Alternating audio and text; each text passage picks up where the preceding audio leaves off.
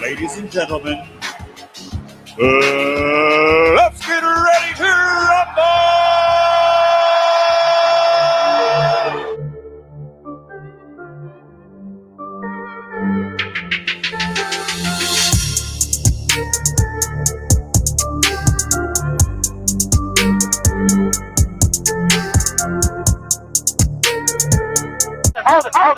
Hold it, you're not that pretty. I'm a bad man. Wait. I shook up the wall. I shook up the wall. I shook up the wall. I bear witness, there's only one God, Allah, and Muhammad is his final messenger. That's what I said, Larry, on the bungle fight. Thanking you. They call me the problem, but you could call me the can man, because anybody can get it. Africans, Americans, Dominicans, Mexicans, anybody can get it.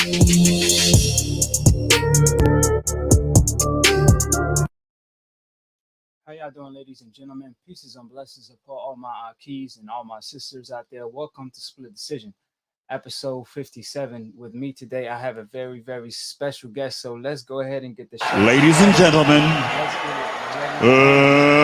let's get ready to rumble!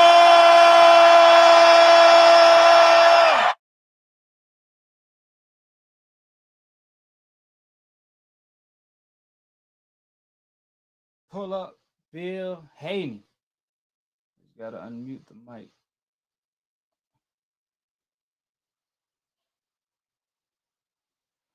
Bill, we can't hear you. I think your mic is muted.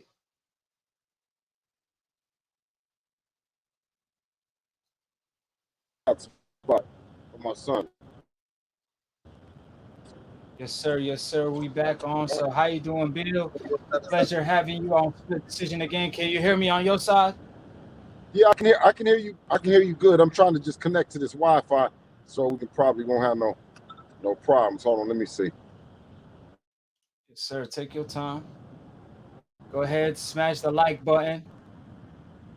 If you guys got any question for Bill, throw it in the chat. He's working as we speak. How you doing, Bill? Man, I'm doing great. I'm doing great, AKHi, man. Thank you for having me, man. Assalamu alaikum, brother. Wa alaikum assalam. So I know you have good news for us today. Have Team Gary Russell send you the timesheet.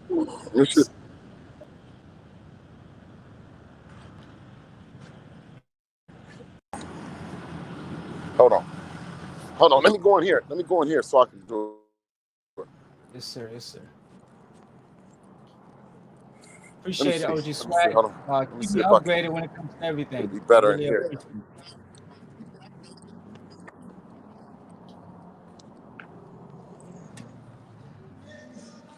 Can you hear me? Yeah, we hear you. We hear you great on can you hear me? Yes, sir. Yes, sir. Man, like I said, thank you for having me, bro. Yeah, it started breaking up a little bit. To you.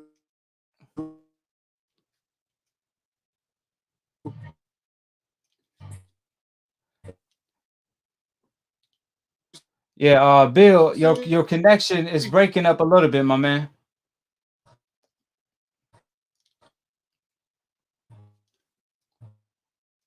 So yeah, it's breaking up on your end real bad. You hear me better now? Yeah, I hear you better now. Yeah, definitely way better. Me better now? Yes, sir. All right, good. Yeah, keep it this way. Like I said, thank you for having me, brother. You know what I'm saying? Yeah, it's always my pleasure to have you here. Yes, sir. Yes, sir. Can you hear me? Yeah, I can hear you perfect. All right. So give us some good news, Bill. I know you have good news for us today. Have Team Gary Russell sent you guys the term sheet he talked about 4 days ago?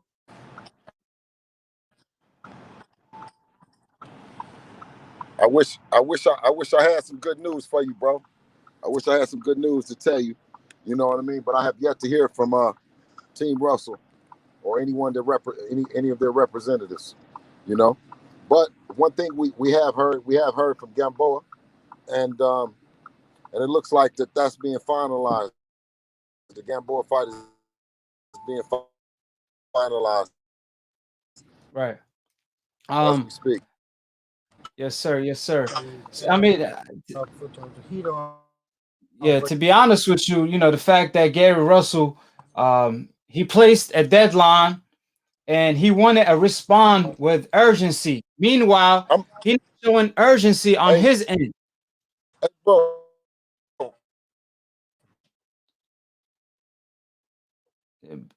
Bill's gonna have to hit us right back. You know what I'm saying? His service is really bad in the moment. With that being stated, shout out to everybody in the chat. Make sure you guys call in. I'm gonna open the press conference. I wanted to get I try to get something exclusive for you guys. You know what I'm saying? I really thought Gary Russell already sent the term sheet because it'd been 4 days. You know, so I was assuming. How you doing, Bill? All right, now is this better? Yes, sir. Way better. All right, good, man. I Yes. just want to turn the Wi-Fi off, dog. So, Yeah, that's way better. Now I was saying, I was saying that Gary Russell placed a deadline and he wanted a response from you guys with urgency. Meanwhile, he right. haven't sent you guys anything, and he not an urgency or he not showing any urgency to send you guys anything. It's been 4 days and he haven't sent nothing to this day. I mean, that's a terrible look on his behalf. I mean, how long does it take to send an email, Bill?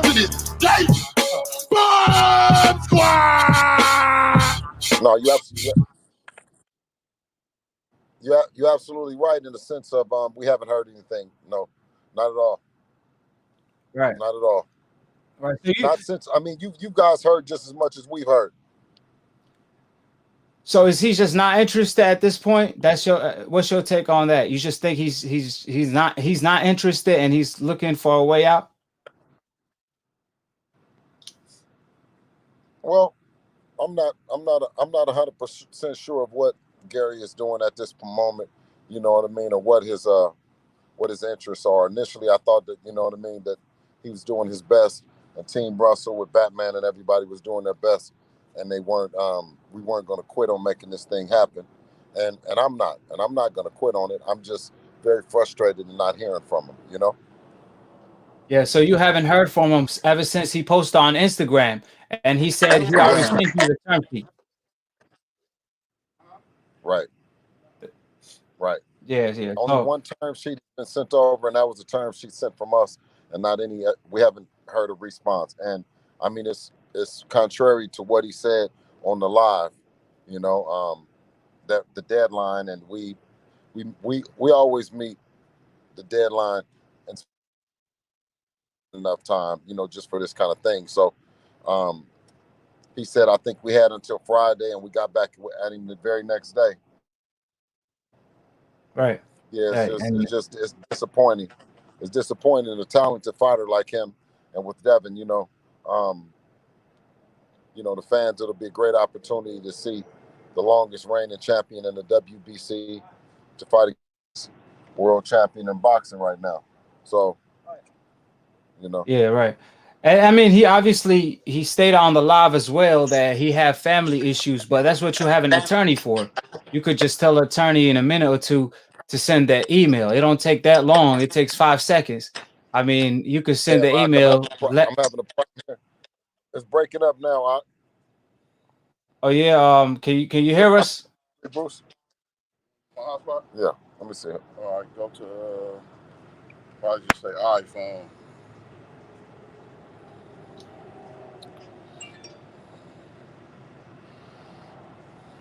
Should be a go Wayne. Yep. Sure. Might just do it. Yep, you're good.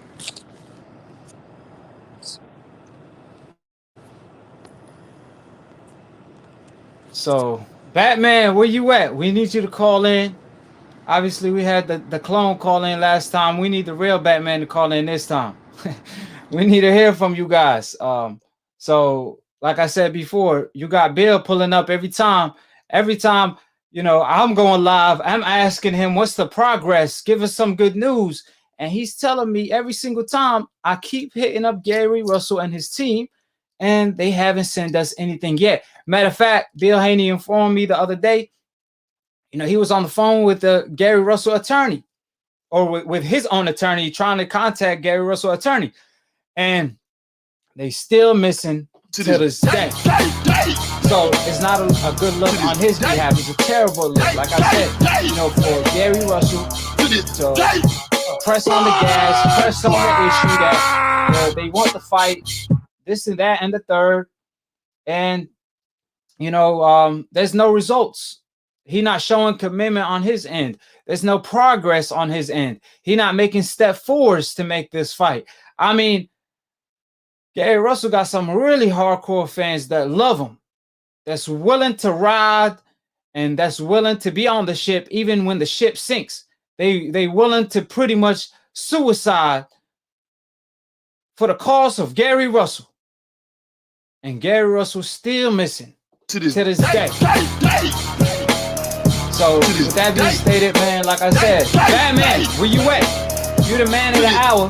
We need to hear from you, because Bill Pull Up Haney is always a show. He always show up on time, and like I said, he stay you know, keeping us upgraded. So to everybody in the chat, you know, shout out to all of my keys, J-Lease, shout out to OG Swag, and I'm pretty sure Bill gonna be calling in, you know, in a few.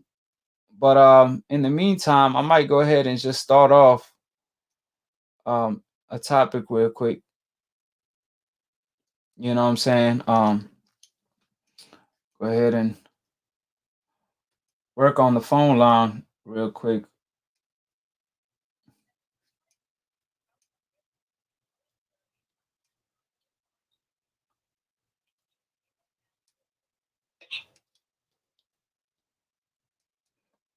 Go ahead, click on the like button.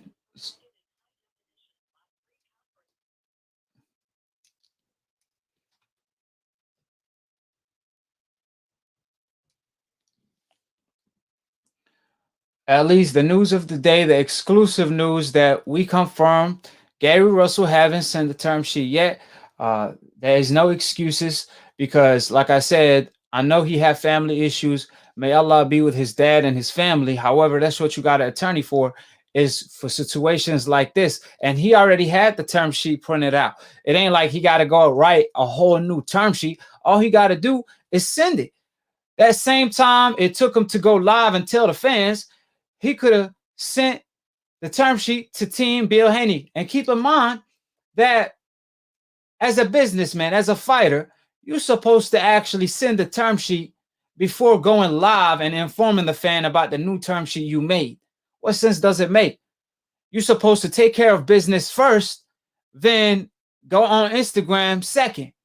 But 4 days ago, Gary Russell went on Instagram, told the fans and told everybody that would listen, he got a term sheet. And in less than 5 minutes, Team Haney, Devin Haney himself, responded to Gary Russell, called him out, claiming he's bluffing. He haven't sent nothing yet. Devin Haney even went on Twitter calling him a cap, Mr. Cap strike again. And when I quote Devin Haney, I'm quoting what Devin said. This is between the two fighters. Don't put me in it.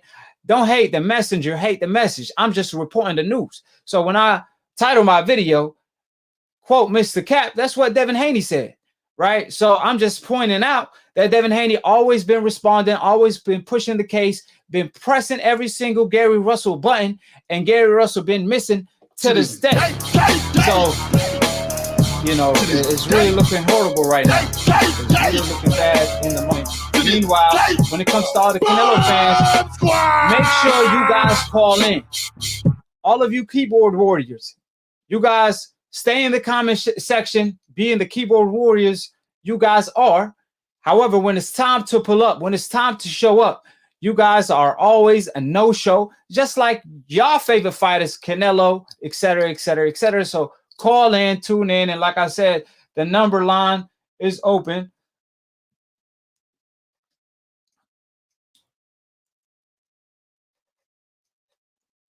And just to inform the public, if you guys peep Batman, I really want to talk to Batman. I really want to see what's going on with Batman, because we didn't had a clone last time, and we want to hear from their end. You know what I'm saying? It's all love. Like I said, the only thing about Batman, you know, you can't be disrespectful. You can't be yelling all over the place, and you gotta allow other people to talk. You know what I mean? So, like I said, if you guys see him in the comment section, make sure you let me know so he could get a VIP pass. So let's go ahead and start off the show, because I don't know, it seemed like my man Bill got bad connection today. So I'm gonna go ahead and just start off the show on my end for the moment, you know, till he get back at me.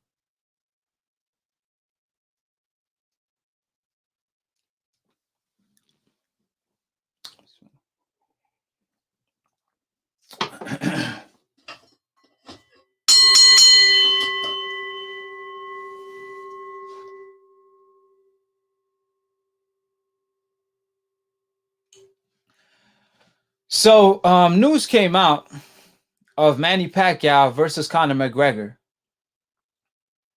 They said that the fight is going to be next year in the Middle East, according to Conor himself. Conor stated, "I'm boxing Manny Pacquiao in the Middle East." This is what he said. Let me quote him. "Anyway, all water under the bridge. Who give a F? I'm boxing Manny Pacquiao next in the Middle East." And I told everybody that would listen a couple months ago that I know how the business and the sport of boxing work. I didn't seen it all. Obviously, boxing is the theory of the unexpected. New things happen every day, B. But at the end of the day, Manny Pacquiao, he signed with the best manager in the game, the most powerful, Al Heyman. So when Manny Pacquiao moved forward and he actually signed with Conor McGregor, manager, it didn't make sense to me. If you already have Al Heyman as your manager, why would you sign with Conor McGregor, manager, when he's not a boxing manager, and like you can't really benefit from him unless you're gonna fight Manny Pacquiao? Conor McGregor himself. And that's when I already knew I had my,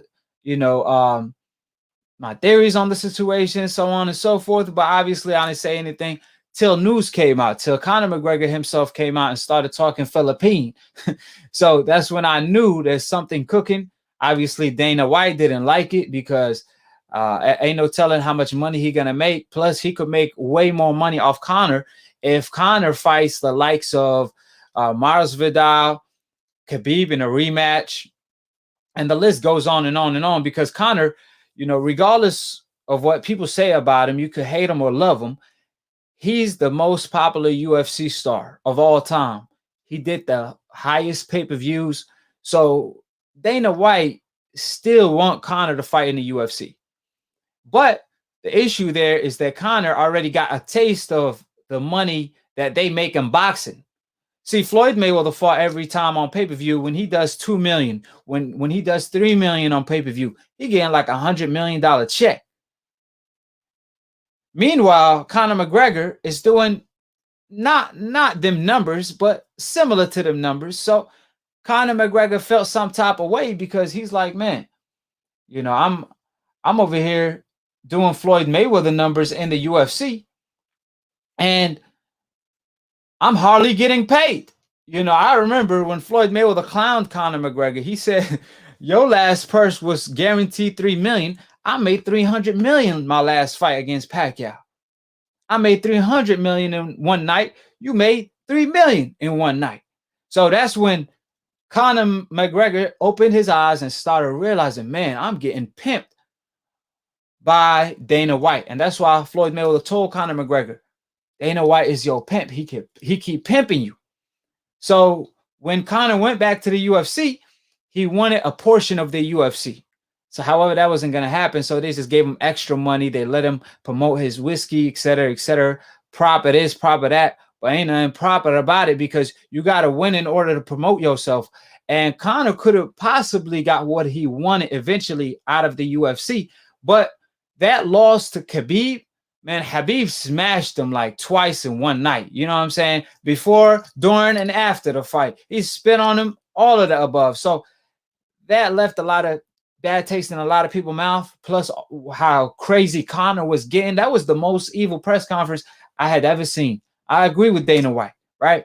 It was just like Conor was just too evil in that situation, you know? And like I said, it humbled him because he came back with a whole different persona, a whole different energy, you know? And you get beat up in boxing, you get beat up in the UFC, you fought the best in boxing, you fought the best in the UFC, but you lost both of the fights. You got smashed both times. So now Conor McGregor can't demand what he wanted to demand. So he like, you know what? I got a plan. I'm going to fight Manny Pacquiao. On the other hand, Manny Pacquiao been trying to make a lot of money for the longest. He missed out on Floyd Mayweather second fight and a trilogy bout because he turned down a Floyd Mayweather fight during his prime in 2009 due to a needle. So because of that, now he's trying to make up for it. One way he could have done so is by fighting Errol Spence. We know that's a hell of a risk. I mean, Errol Spence called him out after beating Mikey Garcia from pillow to post, and he told Manny Pacquiao, holla at me. You fought, I believe, Margarito or Claudio in Cowboy Stadium, and I think Pacquiao even sold like around 50K, and Errol Spence sold 47,000K. So he was like, you know, it only makes sense. We could sell out the stadium, 80K. What's up? Manny Pacquiao was like, no problem, but obviously he fought Keith Thurman, who was coming off, I would say, a shaky performance against Lopez. He should have watched Lopez. But hold on, I got my man Bill back. I got my man Bill. Hold on, Bill.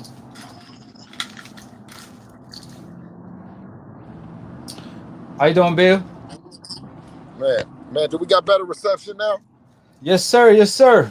All right, I had to get away, but I could not leave the gym because Dev was in there training, and I thought that I was going to be able to, you know, talk to you and simultaneously watch him because he was doing strength and conditioning, and I knew that it wasn't in the, you know, the boxing thing. So normally I go up there to just support him and the coaches and stuff. Yes, sir. So yeah, you know, thank you again for having me. And where was we at?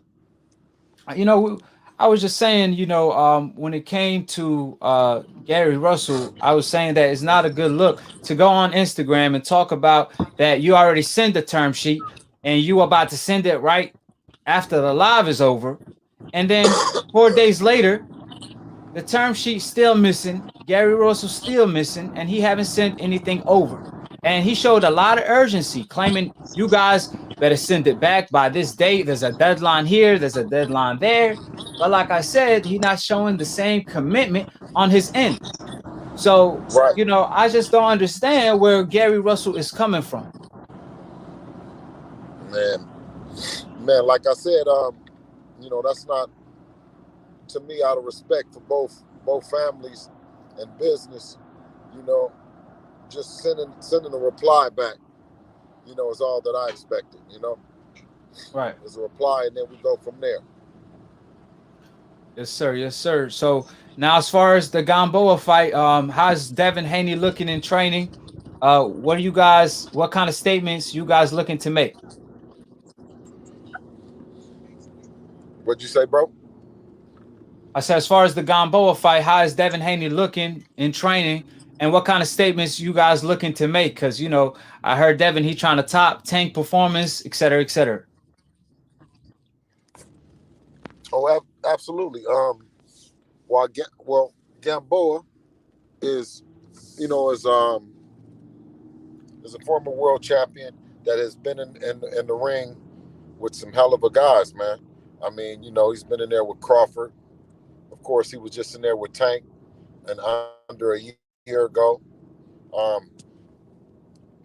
Yeah, he was in there with Tank and under a year ago. So he's definitely qualified as being a, not an easy out for any. At one point, he hurt Crawford in the fight. He definitely did something no one else did with Tank Davis, who has dynamite in both hands. He took him 12, and he also had an injury, Achilles injury, which would sit down most fighters, and he kept persevering to give he had I wouldn't say that Tank was any danger outside of Gamboa being the kind of puncher that has, like I said, hurt the Crawfords of the world. Gervonta is a very skilled fighter that Devin has been calling out. So we don't undermine who Gervonta is, but we also don't take Gamboa lightly either. We're not overlooking him or looking past him by any means. Right. Similar opponent that Devin Haney fought his last fight beat Rolly Marinez. Devin Haney fought a similar style opponent last fight, and he pretty much won that fight with ease. So would you say Gamboa is his, toughest fight yet? Oh yeah, definitely on paper, and we're gonna definitely treat it like that, because if we do anything and respect him any less, then we'll be underestimating him. And in this business, everyone, especially at this level, stands a puncher's chance. So with that, we're taking that into consideration, and also that it's a reason why Gamboa doesn't fear the elite fighters, and he steps up in there with them, and it's a reason why he's constantly getting shots at the world title. And just to say the least is that he's standing up and accepting the challenge. And for Devin and us, that's something, because as you know, a lot of fighters aren't taking the liberty to get in the ring with him at this moment. Yeah, he's the only fighter at lightweight that pretty much stepped up. I mean, every single fighter turned down the fight, from Fortuna to Ramirez. They all have good things or bad things to say about Devin. Ramirez said Devin is the second best. Fortuna, he was talking bullcrap to Devin Haney, caught his bluff. And like I said, just every single fighter have Devin Haney last on the wish list. So we got to give props to Gamboa for always stepping up against Terrence Crawford, he wanted to fight Mikey, he wanted to fight everybody. I mean, even Adrian Broner, when he was undefeated, he wanted to fight, he fought, Tank. So much respect to Gamboa. What would you say is the most dangerous thing about Gamboa at this point for Devin? Is it his experience? Is it his explosiveness? Or just the whole package, his Cuban amateur background, et cetera, et cetera? Yeah, thank you, though. But the whole package, in the sense of that Gamboa, like I said, he doesn't come to lay down. He had every opportunity in the world to lay down with Tank. He had every opportunity to lay down, with Crawford. You got to put him down. You know what I mean? You got to sit him down. And, to get that kind of opposition and a fighter that, knows what it means to be a world champion, and he knows that fight, that rematch with Gervonta Davis would be on the horizon, and should he win, it would almost guarantee it for him. So I think he has a lot at stake. And with the addition to Pedro Roca, the Olympic coach, who's very instrumental in kind of like that technical aspect, and Devin is familiar with Pedro, you know what I mean? It's going to be for an interesting night. And what I look forward to is, I expect Gamboa, and I hope that Gamboa brings everything, and he has an A-level performance, and then that way it can pull the best out of Devin, and Devin have an A+ performance. Because the people have not got a chance to see everything in Devin, and I think the better the opposition, then the more quality you'll see in Devin, as a fighter. Right, yeah. And when it comes to Gamboa, I don't know if you noticed, man, Gamboa, you know, when in his heyday, he was my favorite fighter at the time, and he was the first fighter that really sent me a shirt and a signed, glove. You know what I'm saying? So it's gonna be painful to watch Devin Haney, putting on a clinic. But at the end of the day, like I said, it's Devin Haney time, and Devin Haney is the future of boxing. And like I said, it's official. He is the A boogeyman, the A class boogeyman, because not one single fighter stepped up beside Gamboa. The reason why he is fighting Gamboa, Right. because the Linares of the world, the Fortunas, the Nomachenkos, the Ryan Garcia, even Gary Russell, they said no to the fight. So you must stay busy. You can't pause your career. Right.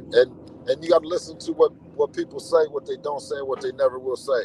Tank Davis says that Devin is on clout. But listen, this is what I want to say to you is he said Lomachenko was too old and he didn't need that. Lomachenko needed him because Lomachenko was at the tail end of his career. You remember when Tank said that? Yeah. Huh?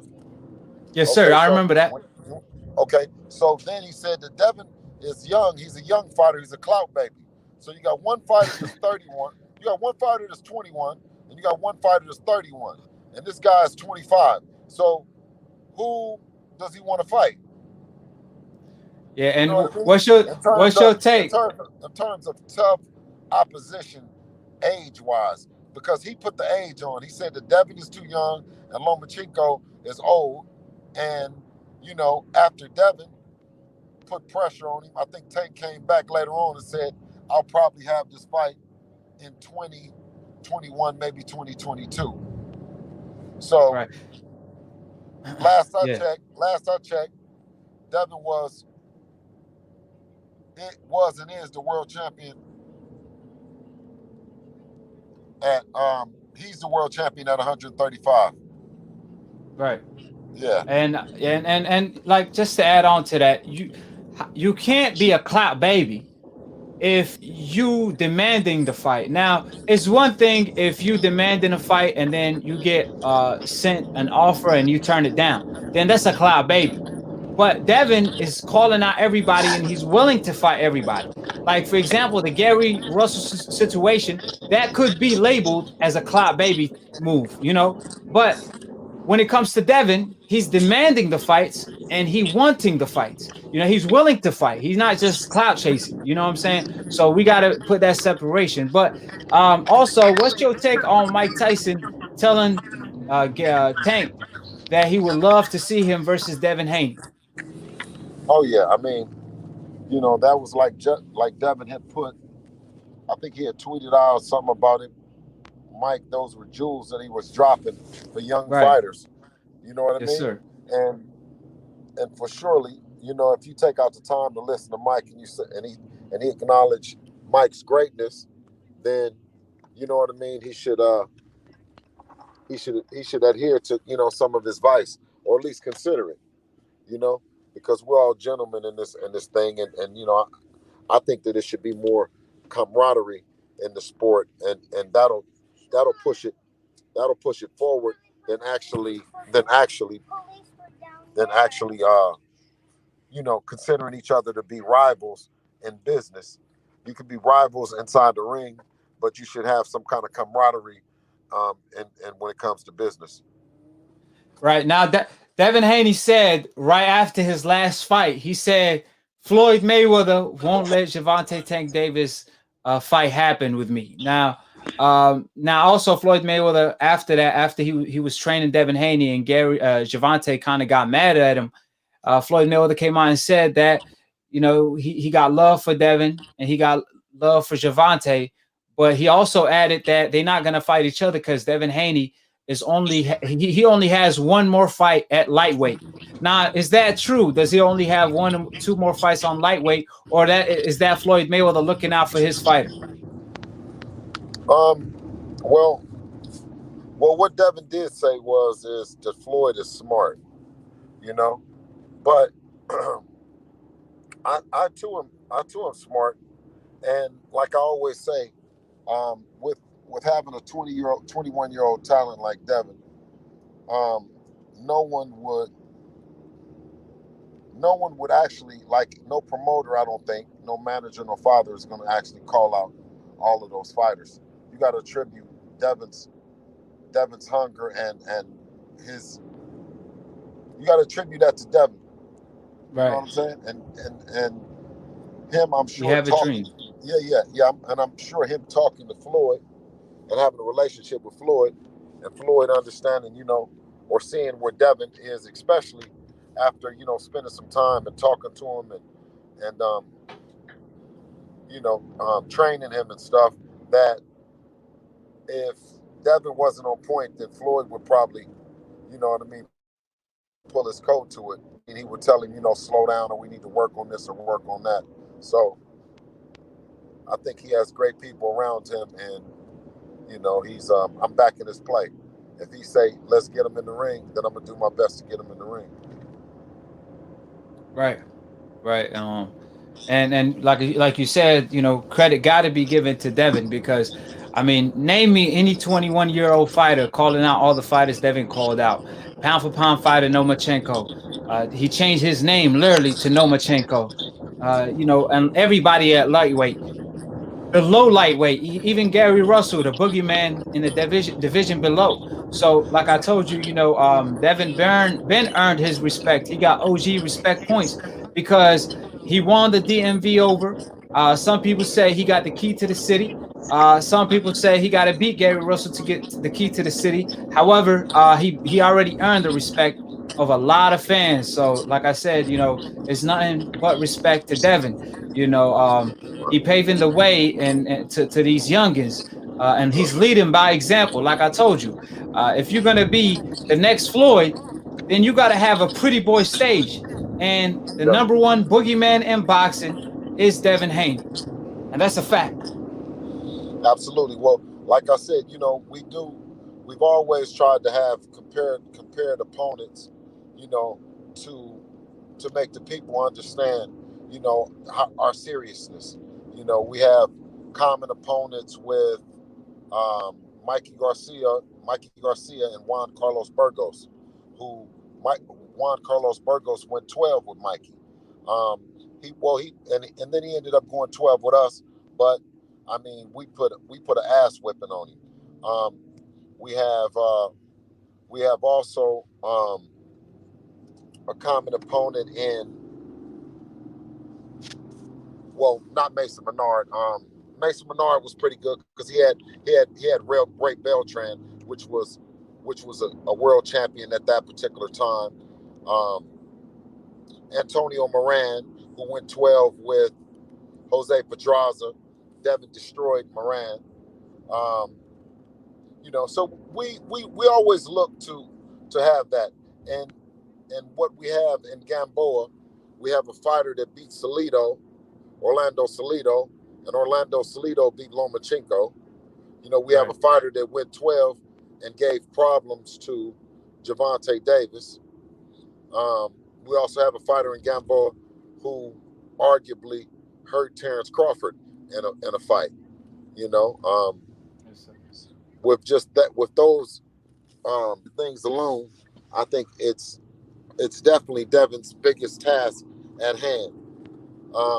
It's arguably Gamboa was Terrence Crawford's toughest task at hand at the 135 level. So, you know, yeah, we know that this is a step up in competition, so we don't take him lightly, and we just look forward to November 7th and showing the world that Devin has evolved even more as a fighter and is becoming even more a champion, comfortable champion in the ring. Well, yeah, we all looking forward for that. And one thing for sure, even though Devin Haney had a lot of talent from a young age, but I mean, I seen a lot of growth in Devin ever since he turned pro, because he turned pro pretty early, I believe at 17. And man, I'm seeing the growth. And man, fighters better catch him now, because later it's gonna be too freaking late. Because man, once he get to that man strength, it's gonna be over for everybody pretty much. Yeah, Devin actually turned pro at 16. He didn't have any more amateur fights after that. But he fought. I mean, just like you seen him work. I mean, that's what we did. We traveled all around. We traveled around the world actually. From Russia to the DR to to Italy. And all around the U.S. from sparring to 138 fights. He was 138. He was And the number one in the United States. He was number one in the United States when he left. The reason why he left was because when he turned 17, which he would turn 17 the year of the Olympics, you needed to turn 18. And although he was number one, he wouldn't be able to go to the trials and compete with the other guys that were considered open. But a good friend of ours and friend in Devin was Shakur Stevenson, who they roomed together, and Shakur was a year older, but he was allowed to go to trials, and Devin wasn't able to go to trials for the age. So technically, he would have been this year would have 2020 when he went pro. I mean, he would have went to the Olympics instead of the year 2016. So that meant that Devin would still be an amateur right now.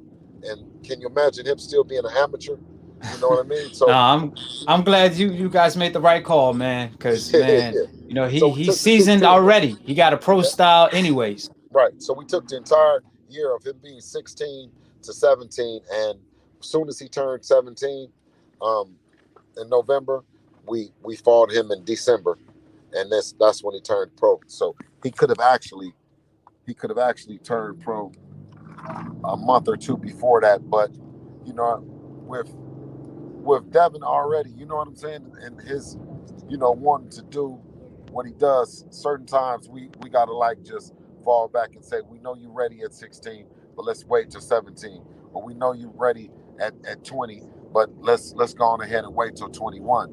But now that time has come where all the hard work, and now he's ready to showcase it against the best in the world in his division. And that's just what it is when it comes to matching the styles up against any of the fighters. And if people think that we crazy, then I'm saying is that our shit check off with the baddest in the game. Not just me. I'm not just no crazy. Then talking Roger Jr., Eddie Mustafa, Virgil Hunter. It's been some really bad. Billy Giles out of New York that had Hector Camacho. So when we talk about and it's been when I say that, every style and every coach hasn't always worked. We got the great Al Mitchell over there at Marquette. Al Mitchell say always carry your hands, with you, and whatever you do in your defense, keep your hands up. So it's just been an amazing journey, and we've had an amazing group of professors. I always want to say professors. They're not just coaches, because they really, really know the game, and to know the game and then be able to teach it to a kid like Devin, and then let a father sit in and learn. You know what I'm saying? We're just forever grateful. Right. Devin definitely learned from the best, from Floyd Sr. to Raja to Floyd Mayweather himself to all the greats, even Roy Jones. So, like I said, he put all that together like puzzle, and that's when you got Devin Haney. And that's why I really think he's so confident, because he truly believes in his skills, and he made to be here. You know what I'm saying? Stars like that are born, and Devin Haney, he have a dream, and he's trying his best to make his dream become a reality. So we definitely going to be tuning in. And before I'll let you go, I gotta know, what was your take and what's your expertise? I got to get your expertise on this when it came to the jab, because I know that's Devin Haney. One of Devin Haney's favorite punches is that jab to the body. What was your take when it came to Jamel's jab knocking out Rosario? Oh man, listen, I'm still not. I'm still haven't came down, man. I'm super high and super ecstatic for what them young brothers did down there in Houston, man. I mean, for the young one to come back from that adversity and to rise to occasion. They did not only have just a pay-per-view, but they had a pay-per-view with their promotion company. And all night I heard Lions only, Lions only, Lions only. And I just loved it. I just love that. I love to see boxing evolve. I love to see these young brothers, name get called as putting on the event because they're in the ring. So to hear Lions only and know that's them, I felt that same shit as when I hear Devin Haney promotions announced. You know what I mean? So yeah, Yes, sir. yeah, them guys, man, are doing a hell of a job. They're putting their city on the map. It's already on the map for music, but now they're putting it on the map for the boxing, and like I say, I take off my hat and salute them young brothers for sure. Yes, sir. Yes, sir. And what was your take on the knockdown or the knockout? Have you ever seen somebody react that way when it came to a jab? Said that's the beautiful thing about boxing is you never know what's going to happen. Right. With the Charlo dynamite that they got in both hands, man, it just keeps you on the edge of your seat because both of them, they come in throwing bombs and you got to respect it. Yeah, you got to respect it. Yes, sir. Yes, sir. And yeah, we definitely enjoyed that night. It was a great pay-per-view. And we're looking forward to, Devin Haney next fight against Gamboa. So is it fair to say it's official or is it going to be announced pretty soon? I think it's going to be announced real soon. I don't want to take the liberty myself to make the announcement. I'd rather, them everyone be able to do it simultaneously if they would like on all their social channels. Of course, Devin, Matchroom, and DAZN. But I can say that it's soon to get announced. Yes, sir. Yes, sir. And let me add this to the table. When Gary Russell does respond, we could count on Bill Haney to give us a call on split decision. Oh, absolutely. Listen, you already know. Mr. Russell, we're fighting and we're not looking past Gamboa. But what the people we window shopping. Hey, listen, but what the people definitely deserve, whether it's the Lomachenko Teofimo Lopez winner, whether it's the Ryan Garcia Luke Campbell winner, whether it's the Gervonta Davis Leo Santa Cruz, or it's the Devin Gamboa. Right. Should everyone, when the winner is announced, as this thing starts trickling down, the public is in for some good fights, and when the winner is declared out of them, it will be Devin Haney. When the smoke clears, it will be Devin Haney. Yes, sir. Yes, sir. And like I said, we're looking forward to Devin Haney future fights from Gamboa to all the names at lightweight. And keep doing what you're doing, Bill. You're doing a lot of great things for your son, promoting him the right way, also pushing him the right way to greatness and training him the right way. I love what you're doing with your son, keeping him focused on the tunnel vision. So with that being stated, any closing thoughts do you have? No, just thank you, brother, for having me always. Keep doing what you're doing. I'm a big fan of yours as well. You're a young brother that's, on top of your game. Stay on top of it. Don't let the haters deter you. And how many and are you, brother? Because I just saw a video. Damn. You had another knockout the other day, didn't you? It's like 1,000-0, Bill. I can't even keep up with my record. All right, bro. You know what I'm saying? Me and you undefeated. That's what I know. Me and you undefeated. Absolutely, brother. But salute to you, man, and stay strong and blessings on top of blessings until we see each other again, blessings. Brother. Peace. Peace. Thank you. Thank you. All right, peace out. That's Bill. You getting it from the horse's mouth. I had to go straight to the source because everybody been telling me, oh, AKHi, you being a little bit harsh on this guy, you been a little harsh on that guy.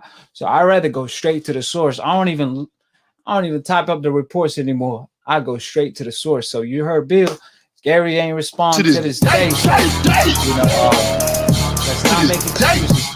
Let's please try to make things happen. Let's not, you know what I'm saying? Let's not treat Gary Russell how Canelo decafs treat Canelo. You know what I'm saying? Like, let's keep it real. Let's keep it boxing. Let's push for the best versus the best. You guys complained about the Gamboa fight. We're trying to push the Gary Russell fight next. So with that being stated, man, I appreciate everybody. Like I said, that's tuning in. Make sure you guys click on the like button. I'm going to go ahead and try to kind of like knock off 2 topics and pick up the calls. I already got a lot of calls. And so like I said, I'm definitely picking all of them up, or as many as I can. So like I said, you know, then Manny Pacquiao, he got to a point where he realized, man, listen, I could fight Errol Spence, which is like a suicide mission, or I could fight Mikey Garcia, which is still a tough fight stylistically. However, if I fight Mikey Garcia, I'm not making that much money for once. For one. Also, I'm going to receive a lot of backlash, even though Pacquiao is pretty old. However, still, he just beat Keith Thurman. And fighting Mikey Garcia after he received pretty much the ass beating of the year, getting beat up on pillow to post, he's like, you know what, let me reconsider that. However, fighting Conor McGregor, you make a lot of money, possibly even more money or as much money as fighting Errol Spence. On the other hand, it's a cakewalk, man. I'm telling you, if Pacquiao comes in the same shape he came when he fought Keith, man, this ain't going past the second round. It might not go past the first. Because remember, Floyd Mayweather carried Conor McGregor. So Pacquiao being a combination puncher, still active, still sharp. A lot of Asian people tell me Asian age well. So if that's the case, it's even more bad news for Conor McGregor. Conor McGregor does have the size on his hand. Like, I believe he's gonna have like 20 to 30 pound size advantage. I'm pretty sure the fight is going to take place at 155, a weight Pacquiao never fought at, but still, you know, weight is not an issue, because now if Conor is a Terrence Crawford, an Errol Spence, or Floyd Mayweather, where he got skills in the boxing game like that, then yeah, but man, Pacquiao gonna walk right through him. So like I said, as long as Pacquiao take him serious, he better not show up like he did with Jeff Horn. Then it's going to be A-okay, even though he really beat Jeff Horn as well. But my point is, you need to come correct, regardless if it's Conor McGregor or not. But I find it ironic that people, they made sure they trashed Floyd Mayweather when he the pioneer of drug testing, when he the pioneer of mixing UFC with boxing and doing tremendous numbers. The second highest pay-per-view of all time. I believe number 1 is Floyd Mayweather versus Manny Pacquiao. They did around 6 million pay-per-view. The latest reports came out with.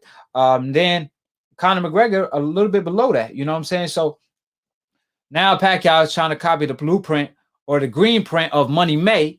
So like I said, if everybody have that green print, everybody be rich. Floyd Mayweather wouldn't be undefeated. So pay homage, pay respect, instead of trashing a particular fighter like Floyd Mayweather who paved the way, then copy his green print. That don't make sense to me.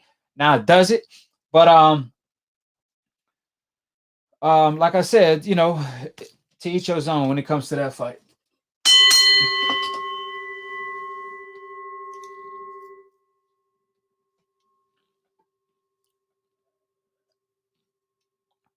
Now, Floyd Mayweather, Andre Ward, he reacted to Jamel jab knockout by stating, "Young champions work on the stick to the gut. Congrats, Jamel." And that's a great advice by Andre Ward. That's what I've been telling and advising Jamel Charlo in all of my predictions.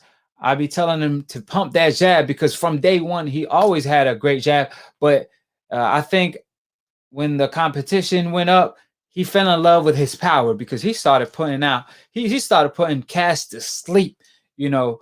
So I think he kind of got away from the jab. But it ain't just the jab to the head. It ain't just the stiff jab you got to work on. You got to work on your feints. You got to work on, just measure the distance. Keep your opponent at bay with a jab, a stiff jab, a hard jab, a sharp jab. Like I said, it's variations of jab you could throw. It's like what, like 6, 7, 8 jabs you could throw.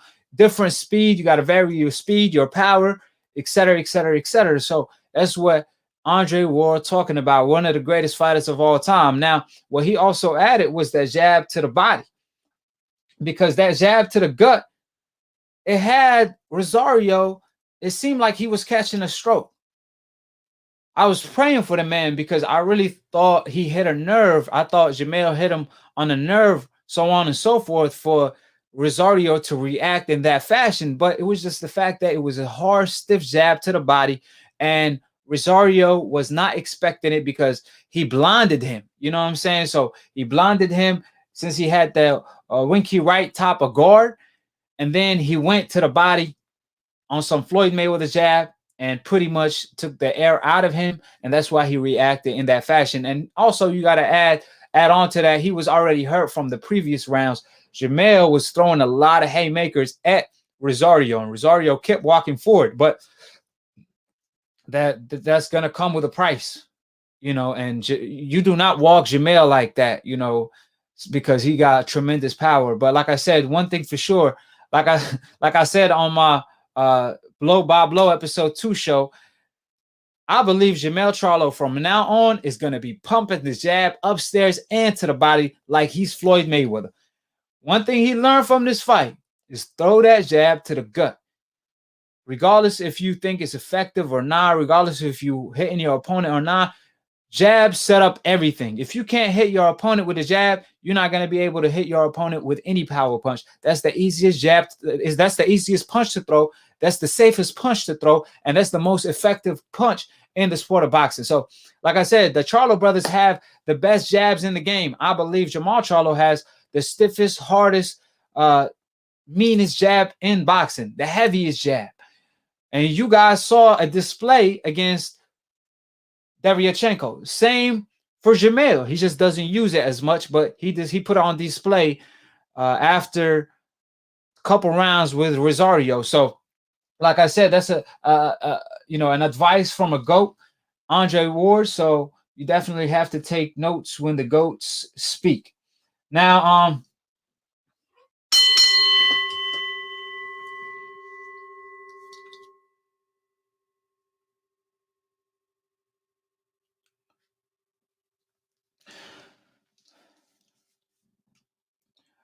Floyd Mayweather CEO Leonard Ellaby, he came out saying that Charlo is all wrong for Canelo Alvarez stylistically. I mean, even Canelo Alvarez will tell you that because he requested a French fries belt, equivalence of that belt you purchase from Walmart in order to keep your pants up. Canelo will tell you that because if Canelo felt any different, he would have been fought Charlo. New media is not the only people criticizing Canelo for not fighting Jamel Charlo, and Demetrius Andre to this day. We're not the only people. To this day. To this day. Bomb Squad! He's not the only one criticizing Canelo. Legends, Mexican legends, in fact, from Chavez Sr. to Barrera, Morales, Marquez, Oscar De La Hoya, Hopkins, they all told Canelo Alvarez, if you want to be great, fight the likes of Charlo and Andre, and Canelo haven't did so to this day. I just show you that Canelo knows these two brothers were cut from a different cloth from the jump. That's why he didn't want to hop into the lion's den. Skill, recognize skill. Regardless of all these decafs that make all type of excuses that Canelo is not even making, claiming, oh, who have they fought? Oh, they haven't did this, they haven't did that. But then Canelo Alvarez fights a Rocky Fielding. You know what I'm saying? Making all of their points irrelevant. All their excuses get brushed off the table. Canelo brushes all their excuses and tells them, hey, make up some more excuses for me. He becoming the champion of excuses. Now, like I said, the reason why Charlo is all wrong for Canelo Alvarez it's not too many fighters that have the whole package. Jermall Charlo, for example, he have a great chin. He have sharp. He's very fast. He's very sharp. He's a powerful puncher. He's very strong physically. He's a smart fighter, skillful. So when you combine all of that with his size and his reach and his jab that he brings to the table, where it's sharp, you can't even counter it pretty much. It's very, very sharp. And for a short fighter like Canelo Alvarez, he's not going to be able to get away from Charlo's jab. Remember, Floyd Mayweather, one of the punches that Floyd Mayweather was connecting with Canelo Alvarez all night was the jab. And Floyd Mayweather is not as big as Jermall Charlo, not even close. And Floyd Mayweather was smacking Canelo Alvarez all night with the jab. Canelo didn't have no answer for that jab. So that's why he don't like to fight. He don't like that Jermall Charlo fight stylistically, because of that jab of Charlo, since he have the best jab in the game. A sharp, stiff, heavy, hard jab, a snappy jab that you can't even counter. That's going to keep the short Canelo Alvarez at bay. Canelo Alvarez knows that stylistically that's all wrong for him. And then if he does cut off the gap and come in to the inside, man, you saw Charlo last night or Saturday night. He ain't on no Gennady Golovkin. He ain't going to rep that Mexican style. And when it's time to go Mexican style, he's not going to go Mexican style. Deryachenko beat Gennady Golovkin worse than Canelo Alvarez did. He beat Gennady Golovkin in a better fashion. And Charlo completely dominated Deryachenko, the same man that beat Gennady Golovkin and got robbed, the same man Canelo Alvarez vacated his IBF strap in order to avoid. And Charlo washed him. What happened when Deryachenko came in the inside? Just like Floyd Mayweather, Charlo showed his class. He was pretty calm. He did not panic, even though that's his game. That's Deryachenko's game, is the inside work. And he caught Deryachenko with beautiful right uppercuts. I believe two attributes that Jermall Charlo have that stand out of the bunch in the sport of boxing is his jab and also his right uppercut. I believe the best jab and the best right uppercut in the game, they belong to Jermall Charlo. So in the distance, that jab going to be a problem, especially that 1-2. Then if Canelo does cut off the gap, that right uppercut, that's a Hail Mary uppercut that could possibly put Canelo to sleep. Now, what does Canelo Alvarez have to lose if he fight Charlo? To be honest with you, I mean, I don't understand, what kind of cojones does Canelo Alvarez have? Does he have none? Because it's been 5 years and he's been ducking Jermall Charlo, requesting French fries belts. You got to keep in mind, you have the referee on your side. You have the judges in your pocket.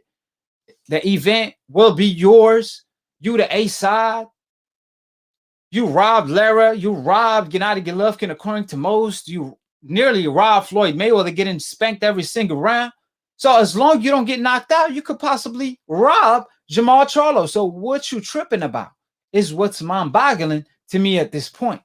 But like I said, Canelo Alvarez really have no confidence in himself, and his own fans don't have no confidence in Canelo, because if they did, they will be pushing Canelo to prove them right and tell Canelo, you know what, quit ducking Jermall Charlo and face your fears. In order to be the best, you got to fight the best. Jamel Charlo fought the second best in his division. We know Jamel is the number 154 pounder. He fought Rosario, the second best in his division.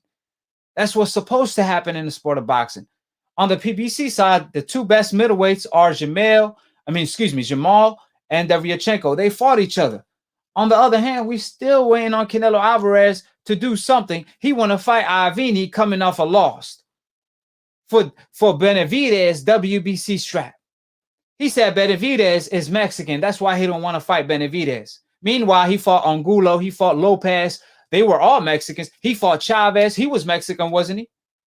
But if it's a good Mexican fighter that could fight, then, oh, no, I don't fight my people. What you mean? The tradition, what you going to just stop the tradition, the Mexican tradition from the Barrera, Morales, Marquez, and all them great wars, the toe-to-toe action? Now, all of a sudden, when you got a brother that could fight, you got a amigo that could fight, you got an AKHi that could fight. Now, all of a sudden, oh, I don't want to fight my AKHi. I got love for my AKHi. When you don't even know Benavidez, when you never supported Benavidez. Meanwhile, Jermall Charlo talking about fighting Benavidez and moving up a weight to fight Benavidez because he cut from the lion cloth.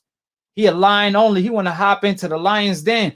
Charlo told Canelo Alvarez, I'll fight you in Mexico City. Translation, I'm more Mexican than you. I got more Mexican heart than you do. If I'm willing to do that. And we already know the huge Hispanic community in Texas. And Canelo still ducking to this day, man.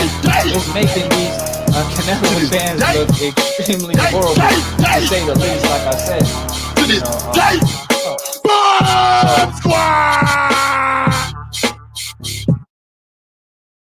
know, go ahead and pick up a call.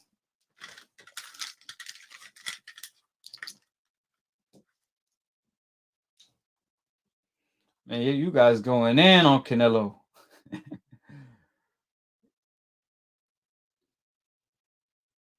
J Blue, what's your number? We got to know your number, Blue. J Blue. What's your number?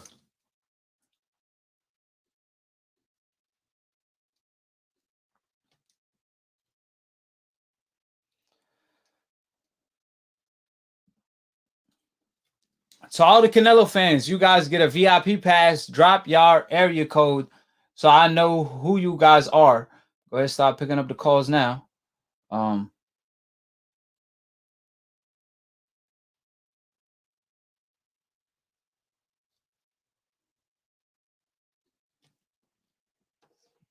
you doing, AKHi? Who this is, or where you calling from?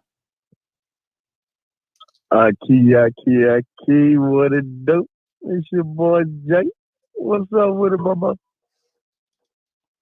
Hold on, AKHi. I think.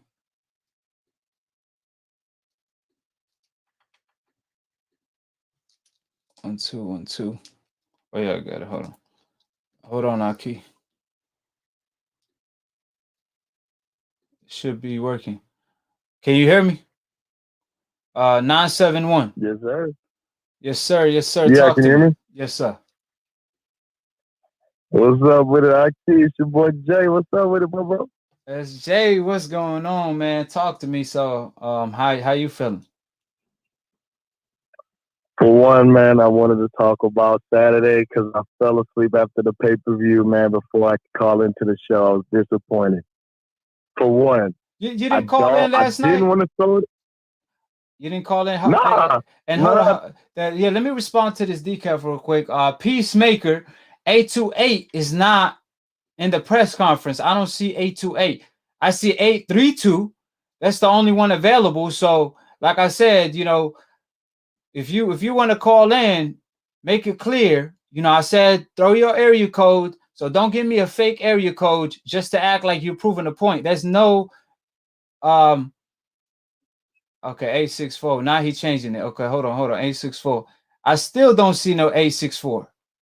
There's no 864 either. So like I said, to these decals that you know, trolling in the comment section, quit making shit up, quit making fake numbers, quit making fake digits, and call in, man. But how you doing, AKHi? What's going on? Yeah. So what's up? Let's. Yeah, I just had to call out these decals real quick. That's all. Man, these decals don't want no smoke. They're acting like homie Gary Russell and freaking Tyson Fury. They don't want no smoke. But I did. What? And if you decals are in that OG swag, RJ, man, y'all tell Batman to call in. Tell him to call in. My boy want all the smoke. OG swag in the chat. Yeah, OG swag in the chat. Yeah. Oh yeah, no. I mean Batman. Batman. Is Batman in the chat? I don't know. We got a lot of. Dude, there was a counterfeit Batman in there. I think they banned him. You know, they got some. I think they banned him from calling in. Yeah. I think they stopped him. They told him, man, quit getting knocked out. Quit making us look bad. I think they banned him from calling to split decision. So Batman, prove a point, man. For real. For real. I wanted to talk about. I also wanted to talk about, bro. Did you not see the Micah fight? That dude reminded me of Manny Pacquiao in so many ways. He might be 32 years old, but that dude hit so hard. Yeah. I was like, damn. Yeah, We're gonna get to the point. My bad, actually. No, that was a good fighter. Yeah, he was a good fighter. That's my first time seeing him, to be honest with you. And he put on a hell of a performance. I think he even beat an undefeated fighter. So, yeah, he 32. He did. He was 24-0. Michael was coming in 24-0. Right. So he undefeated. He was undefeated. And he's 32, but you know, he looked good for his age. And I say that he fought like he was 28. Incredible, man. Did you hear those punches? I was like, my God. Right. Yeah, he looked tremendous. I did say it in the last show, I said it. The right hand and the right uppercut. He was timing Deviachenko on the inside just like Brandon Adams. Man, different. Thank you. Hey, man, that's why great minds think alike. Because I saw Brandon Adams sparring Jamel Charlo, right? And when I saw that, I was like, man, that's a great sparring partner because he has similar style and similar height and reach to Deviachenko. So you spar a guy like that, you know, man, it's going to prepare you extremely well for a guy like Deviachenko. And we saw, you know, the results of that. Yes, I mean, it didn't go quite the way I wanted it to go. It was a 12-round war. Deviachenko ended up losing. His face was, my God. But I do have to give it to you got heart. Jamel, man. And I mean, I did not expect Rosario to actually. I did expect Rosario to get stopped, like I said, but not like that. That was scary. When I saw that, I was like, oh yeah, that's a scary knockout. Yeah. I mean, he's 25 years old. You know, his first time being in the big light. Well, his second time being in the big light. And then on pay-per-view on top of that, you know what I mean? He had a lot of pressure on him, you know, going against, you know, a lion like Jamel. Me personally, I knew he had no business being in there with him, man. But, you know, he needed to be tested. I'm not going to doubt him like that. He put on a good show. A lot of people saying he wasn't throwing power shots at Jamel. I don't know what the hell kind of fight they were watching because Rosario was trying to knock Jamel out. Yeah. He was trying to knock Jamel out. Bad intent. And Jamel, like I said, and it's like I said before, the experience and, you know, the fact that Jamel carries his power through those rounds, you know, he's got experience being in there. You know what I mean?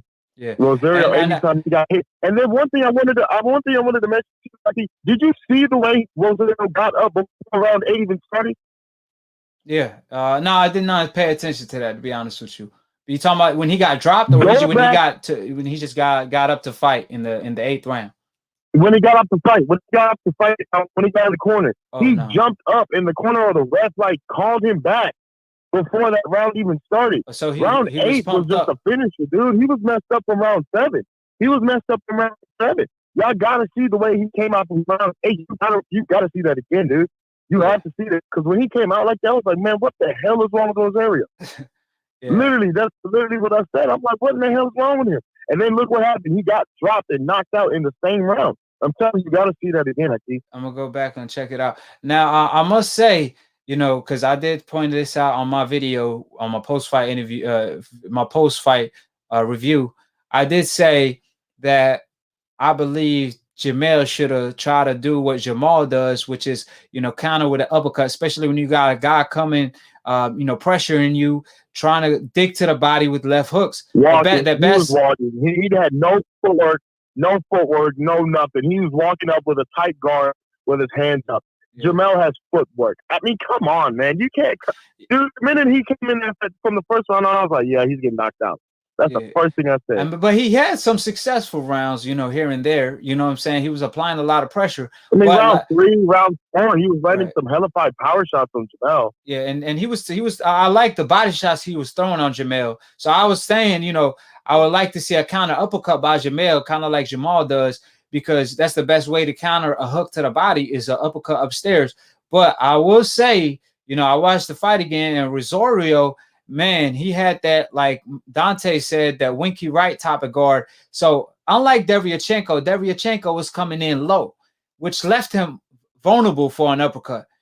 But a guy like, you know, Rosario, he wasn't vulnerable for an uppercut because he had a very tight guard in which he had a really good defense. You know what I'm saying? But still, I love how Jamel always find the right openings. He did the same thing with, I believe, Tony Harrison when he dropped him with a left hook. Yes. He had his hand, and he still found home for that left hook. I must give him credit for that because he did the same thing to Rosario. Some way, somehow, he always found home for that left hook.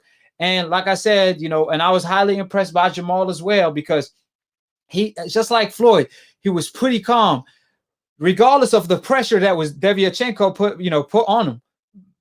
Excuse me. Deviachenko applied a lot of pressure, just like he did with Gennady Golovkin and all of the fighters he fights. He applied a lot of pressure. And Jamel Charlo did not fold. He was pretty calm. He weathered the storm. He utilized his jab.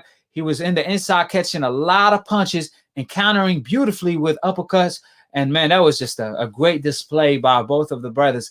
And Errol Spence, Jamel, they the Lions of Texas. That's the Lions den right there.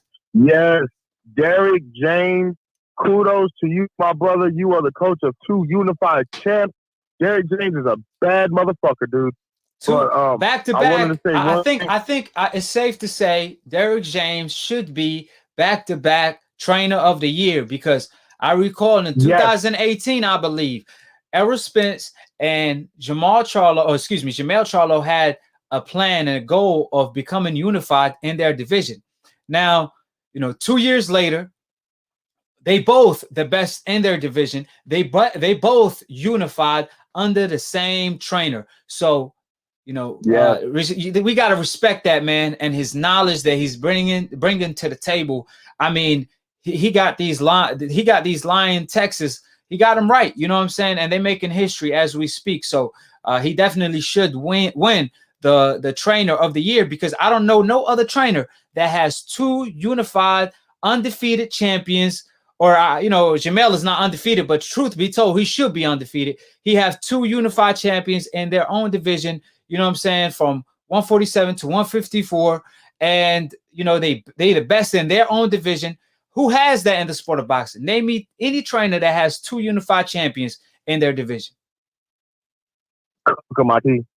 Cook. Right. So, like I said.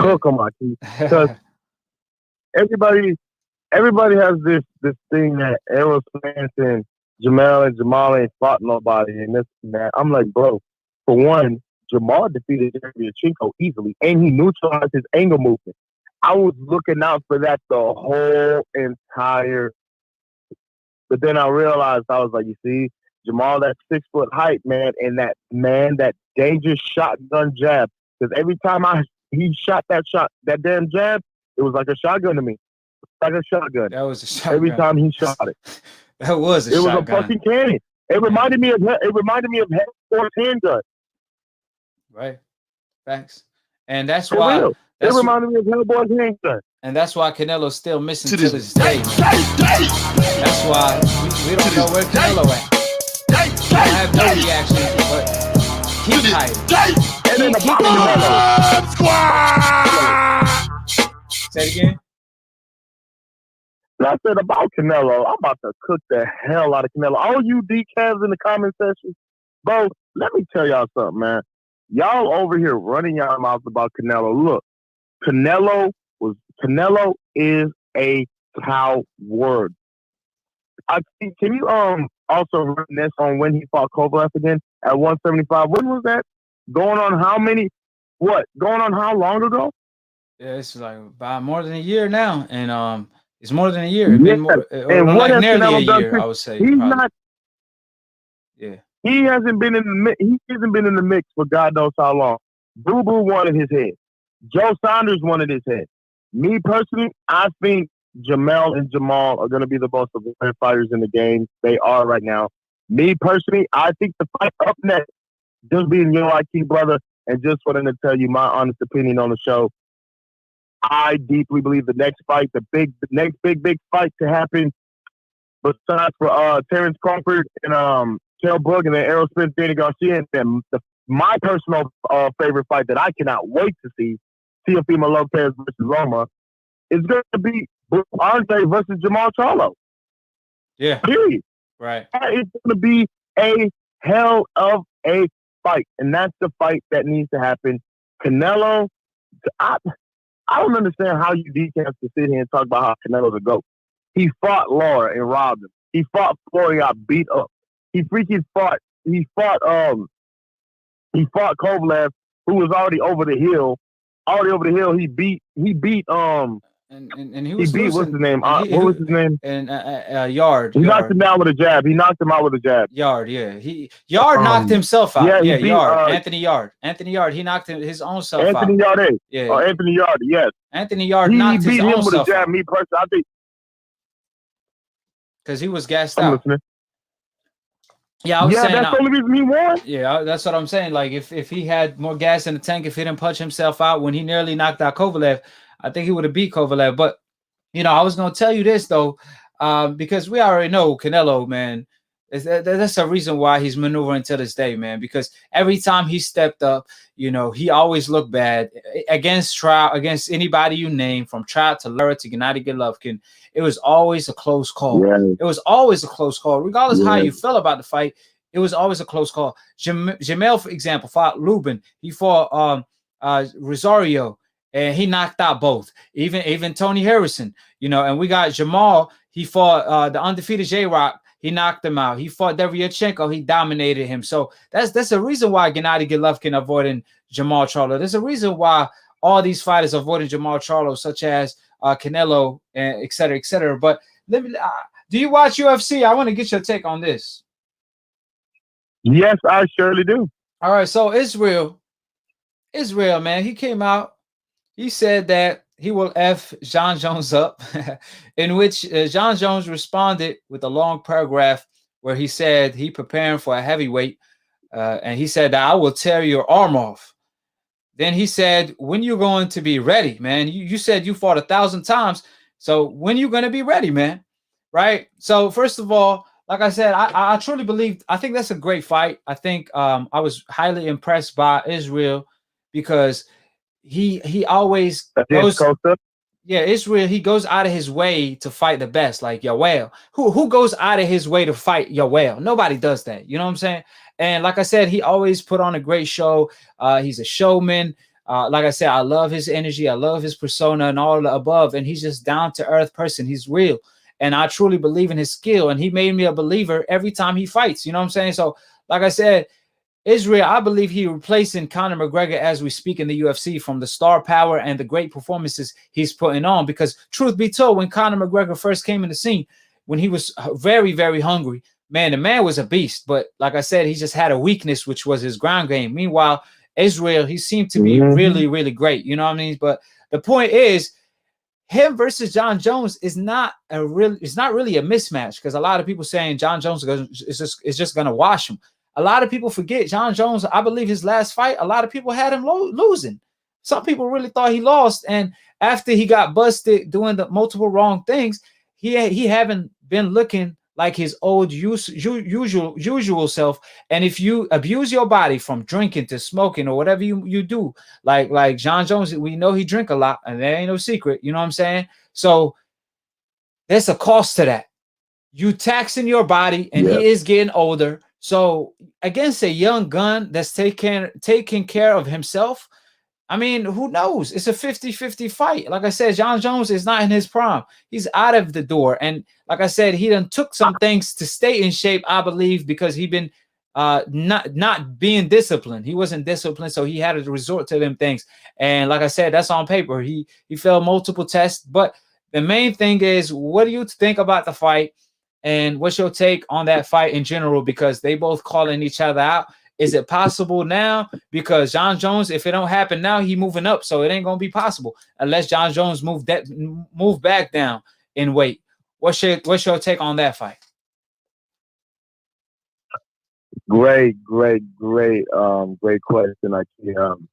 Israel, for one, is my number one in the UFC right now, and I'm gonna tell you why. For one, nobody has the charisma he has. Nobody has the fighting game he has in the middleweight division. Nobody is even close to what Israel is. Something else. To me, we haven't seen anything like him since Anderson Silva in his prime. And then on top of that, he beat Anderson Silva viciously, badly in my book. I think he beat the bricks off of freaking Anderson. Yeah, but we do got to acknowledge, Silva was kind of way out of he that was the passing of the torch.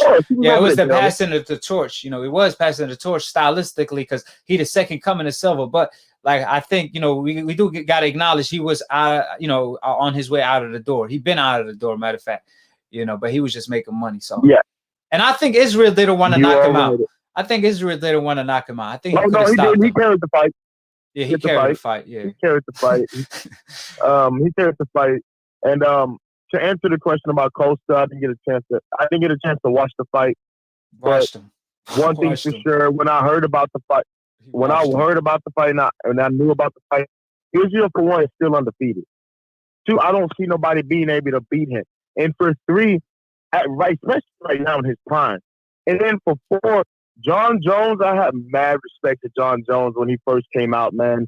He was the youngest champion in the UFC, winning the belt at the age of 21 or 23 years old, I believe. He defeated the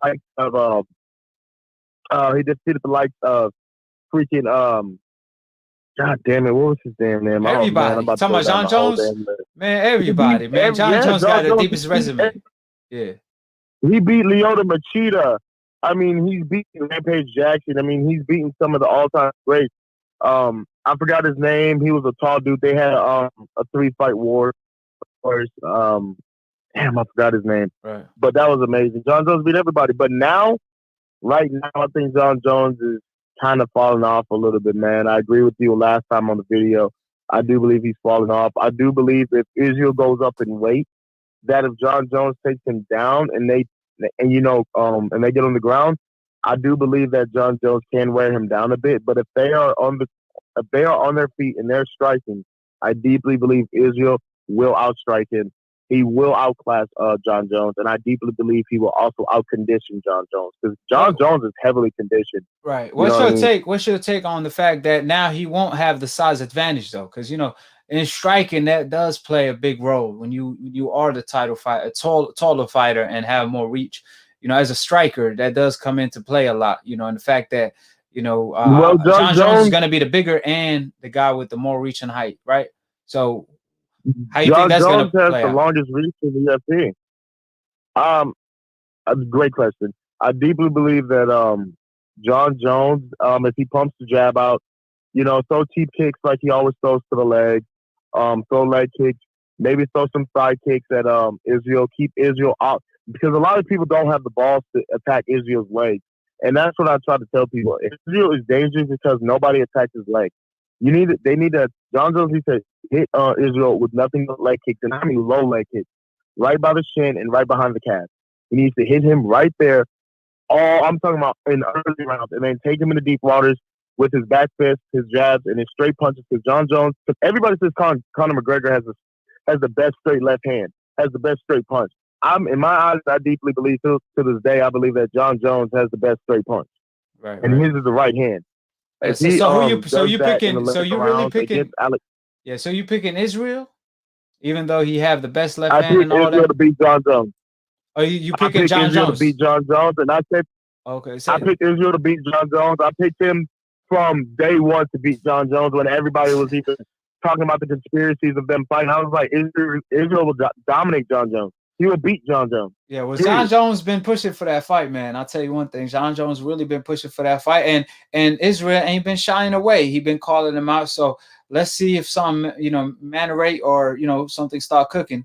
Hopefully we do see that fight before John Jones move up, or even after he move up. They could always link up because, John Jones could win the heavyweight title and come back down. But have you seen the controversy? I mean, I don't want to bring it, any light, but I did see the controversy. They kept saying that his right nipple was bigger than the left. That's could be called, it could be caused from, taking supplements, et cetera, et cetera. But from my knowledge, from what I do know, what I'm saying? I know if you do take supplements, both of your nipples going to get, whatever, bigger, your chest, whatever. You know what I'm saying? It ain't going to be just one side and the other side, is going to be normal. Like that don't happen. You know what I mean? I even listened to a doctor breaking it down when it comes to a UFC kind of doctor talking about it on YouTube. And he was saying that it's highly unlikely that it came or it was the cause of a supplement. So what's your take on that? Because he passed all of his, I believe, USADA or VADA test in the UFC. So what's your take on them accusations? Are they pretty much hating on the young gun? Man, oh my God, man! I was gonna go deep into that. That topic right there is a little. Oh man, it's a little hard for me to talk about because I went through something like that. You know what I mean? Growing up, it was when I was an athlete, but it wasn't supplements. You suffer something like that? I have ADHD. You said you suffer something like that. Yeah, I have. Okay, I have. Explain. I had growing up as an athlete, I played football, basketball, ran track, and things we all do as blacks, you know what I mean? How we grew up. Street ball, that's how we did it. Especially growing up in that's how we got down, you know what I mean? And me, I had so much ADHD. I had ADHD and ADD, that's what I was diagnosed with when I was like 9, 10 years old, growing up as a child. And my parents decided they wanted to give me some pills to calm that down a bit. I'm not sure if it was supplements or what it was, but I remember going to the doctors and these pills with my parents. But when I took these pills, I would get tired and groggy, and I didn't have enough energy. I didn't want to eat. I didn't want to drink water. I didn't want to do nothing besides sleep. And periodically over time, I noticed my chest was starting to get bigger. My nipples were starting to grow. I don't know what that was or what the hell that shit was about, and I told my parents about it, and they immediately took me off of those pills. Now, you sure you weren't taking no supplements or none of that? No, I wasn't taking any supplements. I was only 12, 14 years old at the time when I started playing football. Okay. And my parents. And why they gave it to you? Always they gave it to you because of what again? Because I was diagnosed with ADHD and ADD. I have a lot of energy. Okay. And even at my age now, I don't mind telling my age over the air. You know what I mean? I'm 25 years old. You know what I mean? I'm right there. I don't have no issue. I'm right. I don't have no issue telling anybody that on air. I'm 25 years old. My birthday is April 21st, 1995. Right. So you don't think it, it's from supplements on and so forth at all? It's just possibly. I don't think it's from supplements, man. I think it was from the chemical balance, maybe inside of my bloodstream, man. To be honest with you, not talking. But I know you won't take nothing. You know what I'm saying? I know they just gave you pills, whatever that was. But I'm talking about Israel. You don't think because he got tested, he passed all of the drug tests? I don't believe that Israel. I don't believe that Israel is taking any supplements. His blood. I'm not trying to, dictate just because he's from Africa, his bloodline is African, that he wouldn't do that, because you have plenty of coaches that would do stuff like that would cheat and do things like that. But, watching him grow up and seeing his energy, the way he carries himself, I wouldn't put it, I'm not saying he wouldn't. I'm not saying that at all. To all the decals out there, I'm not justifying nothing at all. All I'm saying is, if you look at Israel, that doesn't look like the kind of fighter that would cheat and that would take those kind of supplements. Yeah, personally. Yeah, and just the fact that and the way he fights, and if you look at the way he fights, and the way his punches and his kicks flow, and the way his body moves and how his conditioning is, there's somebody like that. I don't believe it, because any person who's taking those kinds of supplements, you've seen what happened to them. They've always had some medical health condition happen to them. After that, look at freaking John Jones. He freaking was on cocaine before he fought Daniel Cormier. Right. Damn near in the third fight against Daniel Cormier, he looked worse than he did in the first 2 fights. Well, John Jones. Off the drug. Well, John Jones is one of the cats that was questioning him. That was saying, "Hey, man, you possibly took something." He was questioning his chest, so on and so forth. John Jones is one of the guys that's questioning him as we speak. So is it he's speaking from experience? If you want to be real. What? Want to be real? What? Yeah, if you want to be real, there's no telling what some of these athletic doctors and some of these athletic commissions are putting in some of these supplements that they're giving to some of our athletes. You know what I mean? Like, they sell some of these things over the counters at gyms and then in Walgreens and TV. It's places like that. You know what I mean? Right. And a lot of people aren't, looking into those things like me as an athlete, because I've been boxing. I'm not going to lie. I've only been boxing for the last 2 years. I've been inactive for a year. Getting back in the game real soon. I can't wait. I don't do that stuff, like not one bit. And I don't understand how fighters could do that kinds of stuff and call themselves real fighters, like AKA Mr. Who made it famous, Tyson Fury. You know what I mean? And Canelo Alvarez. How and Canelo Alvarez. And you know what I'm saying? Canelo can't even call Canelo. Didn't Canelo fail for PED? Yeah, twice. He got suspended. Exactly. So how can he run his mouth? Yeah, and everybody's talking about Canelo's the best in the best. Yeah, that's what I'm saying. Canelo, man, that's what I'm saying. It's just a whole lot of contradiction when it comes to his fans, because he do the most to stay on top, eating contaminated meat, et cetera, et cetera. But man, like I said, man, it was great talking with you. Appreciate you revealing your experience. You know what I'm saying? Because like that's very informative, because I truly don't believe Israel took anything, just because, like I said, he passed all the drug tests. You know what I mean? How can you get away with taking something if you're going to get tested randomly? I just don't understand how you could get away with that. You know what I mean? So, exactly. I just think it's probably like a muscle he pulled, or, just like a similar experience to yours, so on and so forth. So I appreciate you, AKHi, for calling in and giving me your time out of your day and, just telling me some of your experience. Thank you, AKHi, for having me on the show, brother. I do want to say one more thing before I go. All you DCats out there, y'all listening to the realest of the real. Nobody does it better. Hit the like button, subscribe, show my boy some love, and we ain't letting go of nothing. Mr. Gary Russell, we ain't letting go of nothing.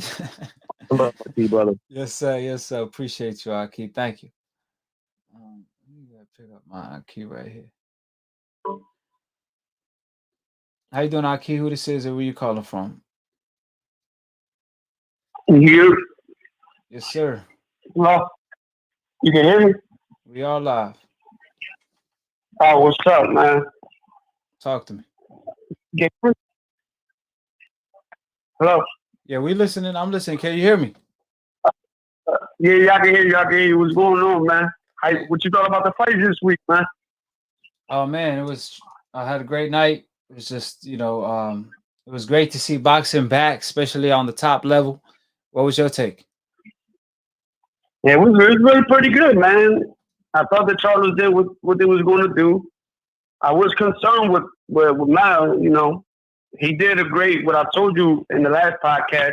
He was going to use his jab and his overcut, but I think he fatigued by like the 8th round, so that's a concern that Ronnie Shields is going to have to concern with that. But I knew, and like I told you with the little Charlo, I told you he was going to stop him. I told you Rosario. I told you Rosario got stopped by Gallimore. I thought you told me Rosario was going to knock him out.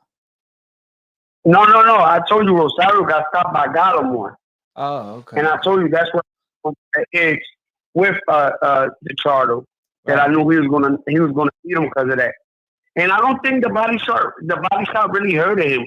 I think with the head shot, I think he was still hurt because the next round he came out, he was still like kind of wobbly. And then in the other round, he was like, man, I'm still young. He probably, the trainer told him, you're still young. Just go ahead, whatever punch land, go down. And actually the body shot went down because he acted like he was catching a seizure. Then he got back up quick. I think he was still hurt from that head shot. I don't know. I think he was. He looked like he was catching a stroke, man. I don't know. He couldn't get up. You know what I'm saying? He stayed down for a minute because they even set him down after he got up. But I knew. Like I kind of was telling you, if you go back to your pocket, I told you he got stopped. So we don't know what he was going to do with a top welterweight. So I knew Jamel was going to catch him.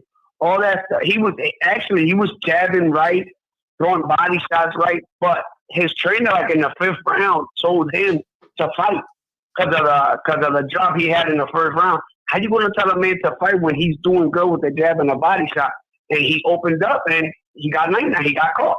Yeah, that's what happened when you open up power punching. Yeah. You understand? Yeah, he did. He was doing great, and doing well, I should say, after the 2nd round.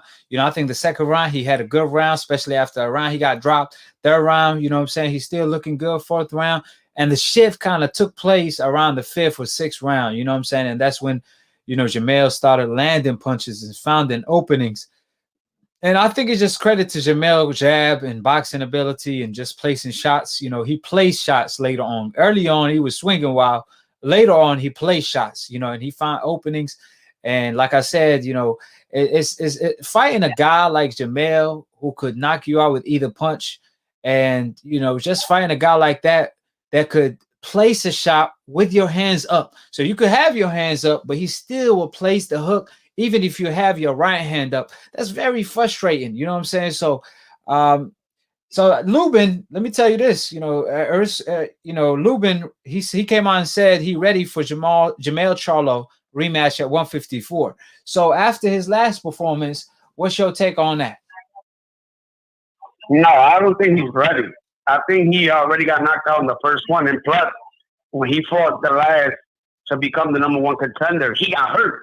He got hurt, and the bull didn't put it right to him. If the guy would have kept going on and pushing forward, I think he would not moving up. Lubin got hurt with a little punch.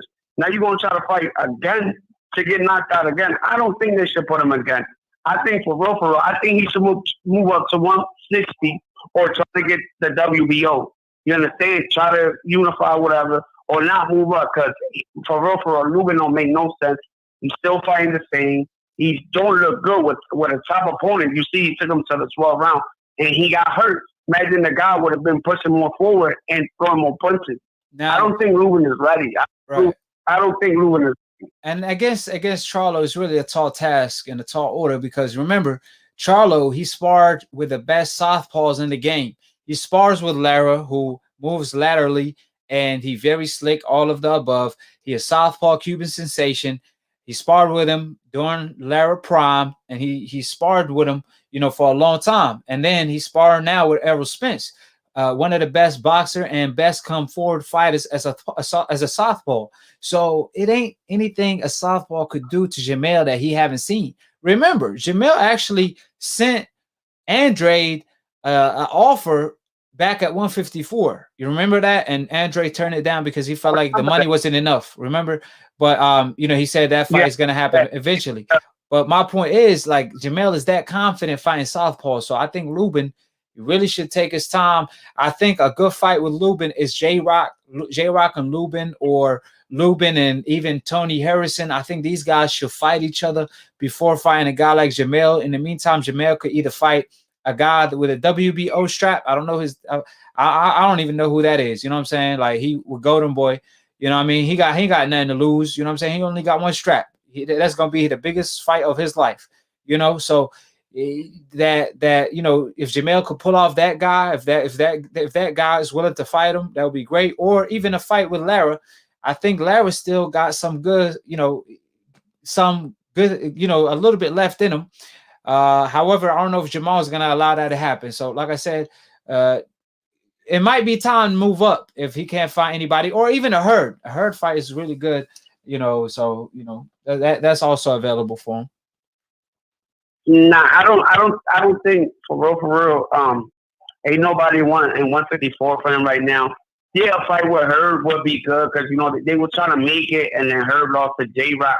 But I don't think he should fight. I think he should just grab the other strap or move up, because his brother ready to move up to 68. Because you know Canelo going to want to fight him at 68. Because you know he's not going to want to fight him at 160. Because Canelo is not going to dehydrate himself to come to 160. But I think for real, I think he should go up. And Lubin, I think Lubin should fight Herb or Tony Harrison, like you said, even Lara, to see what he could do against a mover, a power puncher. But I don't think Lubin is ready for the rematch. I think he'll get knocked out again easily. I think I will give him like 2 or 3 more rounds, because he'll take like more percussion to not throw more and not to come in because of the first fight. But I don't think Lubin ready at all. Yeah, right. I got you. And like I said, appreciate you for calling in, AKHi. Always great. Talking with you, my man. All right. Man, and tell Gary Russell, man, to stop hiding now. They sent him the contract. He's scared now again. Now I think he be putting his feet on his mouth. That's what he be doing, man. How you feel about him not sending the term sheet yet? Listen, I told you, he's just talking crap. He's just going to the internet to call out people And now when they sent him the turn sheet, I guess he put the foot in his mouth. He's just scared, man. He just want to call out people. Like you say, he want to be Mr. Earl Spence. He want to be like the boogeyman. Oh, I'm chasing you. But when they really threw him the contract, I guess he like, But he got family problems too. So we don't know what's, God praise his father. I hope his father's okay. Right. But that's what you got an attorney for, yeah. Yeah, that's what, like you said earlier, that's what you got an attorney for, to do the contract, call you. It takes 5 minutes for a phone call. Look, we got the deal. I know he's going through it with the father. I hope the father's okay, but just sign the deal. And not just, don't call out nobody. Wait till PBC throw you a fight at 126 and go ahead and go. Right. So, yeah, like I said, man, appreciate you, man, for calling in. Always a pleasure talking with you. It's always a pleasure talking to you too, man. Thank you. All right, peace. Thank you, Haki. Now, let me shout out to Top. Appreciate it, my man. My man just showing me love just off the gate. You know what I'm saying? Also, my man said, I never met. He said, I never met an Arab that talked like a Puerto Rican. I never met a Canelo fan that got cojones to call in. I mean, where you guys at? I see you guys in the comment section, but you guys won't call in. So, like I said, I don't know what's going on.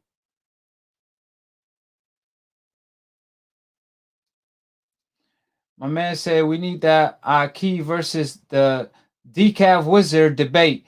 Yeah, tell him to call in. Whoever this bum is, tell him to grow the cojones and call in. I will end his trolling career. And that's a promise to anybody that will call in.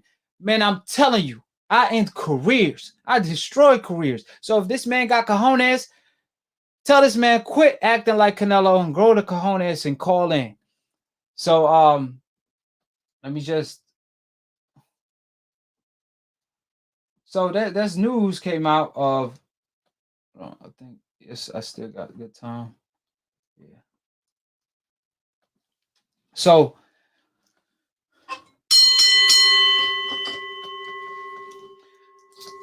Canelo Alvarez and DAZN are trying to negotiate a settlement right now as we speak after Canelo lawsuit got dismissed for the moment due to a mistake made by Canelo attorney.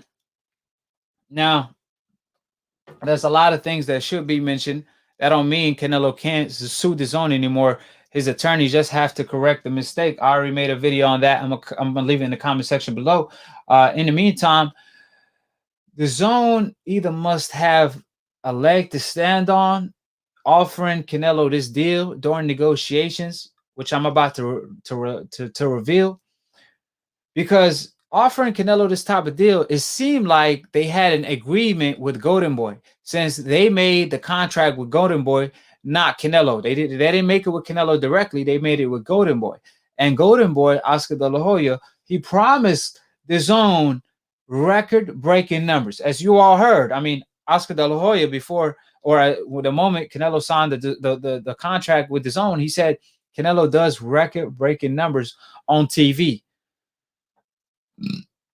He said he does. Oscar De La Hoya even went as far as claiming that Canelo does the biggest numbers on TV. That was like the biggest cap on TV right there by Oscar De La Hoya. So obviously, DAZN was expecting some type of revenue coming in with some type of viewership. Like, I know they had a expectation at a certain number. However, Canelo is not meeting like half of that number. He ain't even close. They losing 20 to 30 million per Canelo fight. Every Canelo fight on DAZN flopped ever since Canelo Alvarez cherry picked every single one. I mean, from Rocky Fielding, Jacob was a good fight, but that wasn't a premier fight, because the premier fights are the Gennady Golovkins, according to DAZN, like Charlos of the world, fights that's going to push DAZN to gain a lot of new subscribers. A Kovalev fight was also a cherry pick, a flop that ended up costing DAZN to lose nearly 20 to 30 million. So because Canelo is not doing the expectations, or is not meeting the expectations, What the zone is offering Canelo at the moment is $20 million per fight, guaranteed. And if he fights a premier fight, like a Charlo, for example, and they bring in a lot of revenue and a lot of viewership to the zone, then Canelo is going to get a percentage. So he might end up cracking 30 million. However, it's going to be very, very hard for Canelo Alvarez to crack 35 million, especially with this new deal they got on the table for Canelo, because they realized they made a huge miscalculation.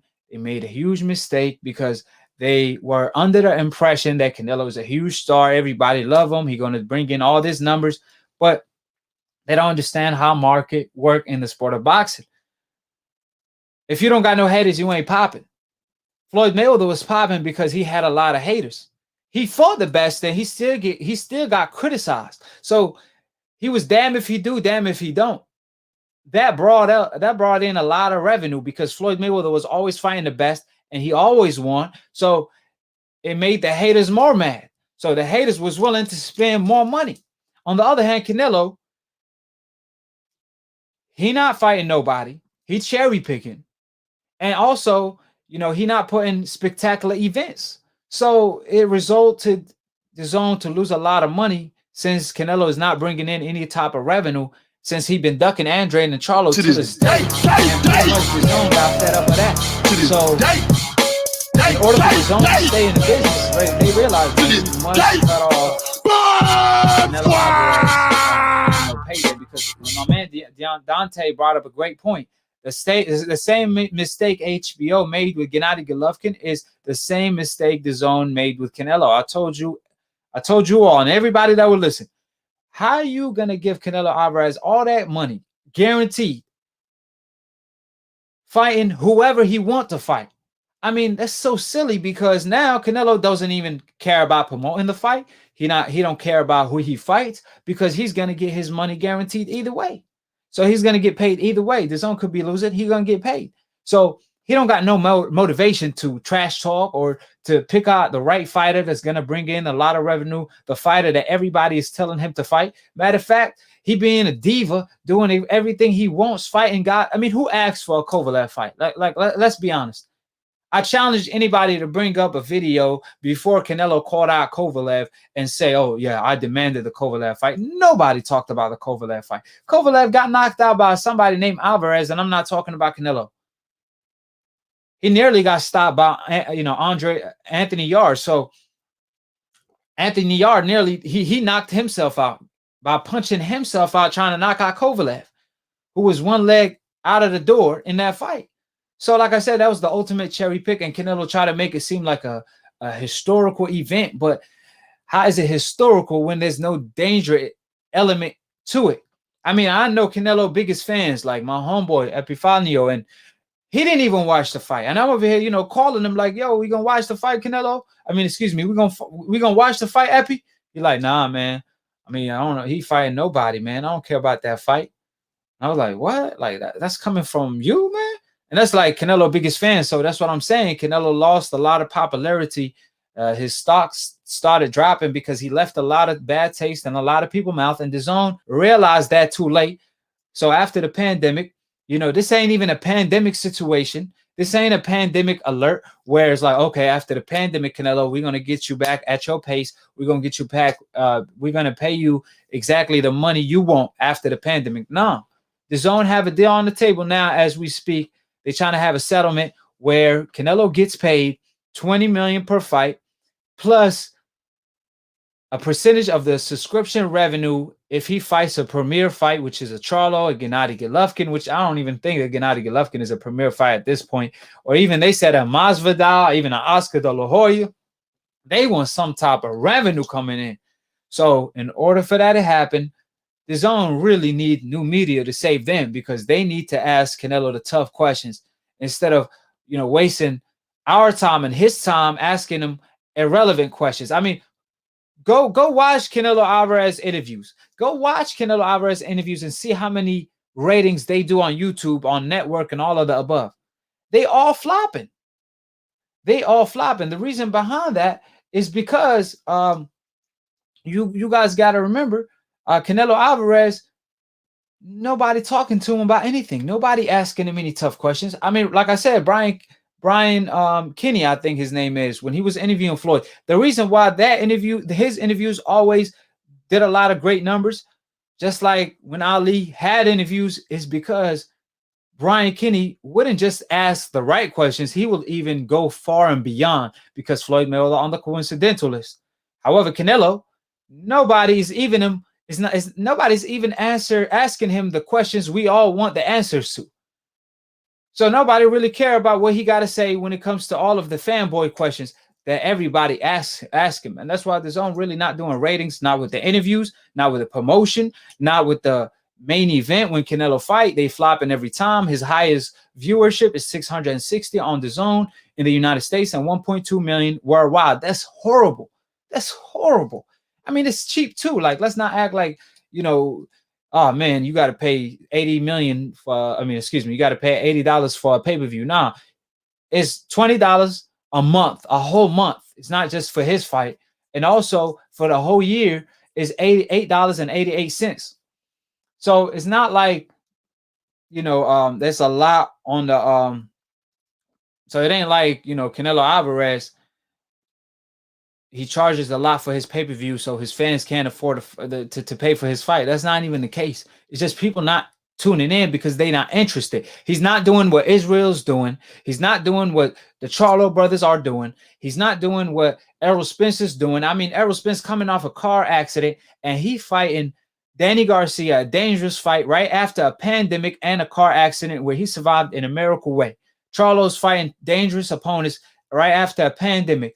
I mean, like I said, the list goes on and on and on. And then we got Canelo Alvarez fighting freaking Ivini coming off a loss.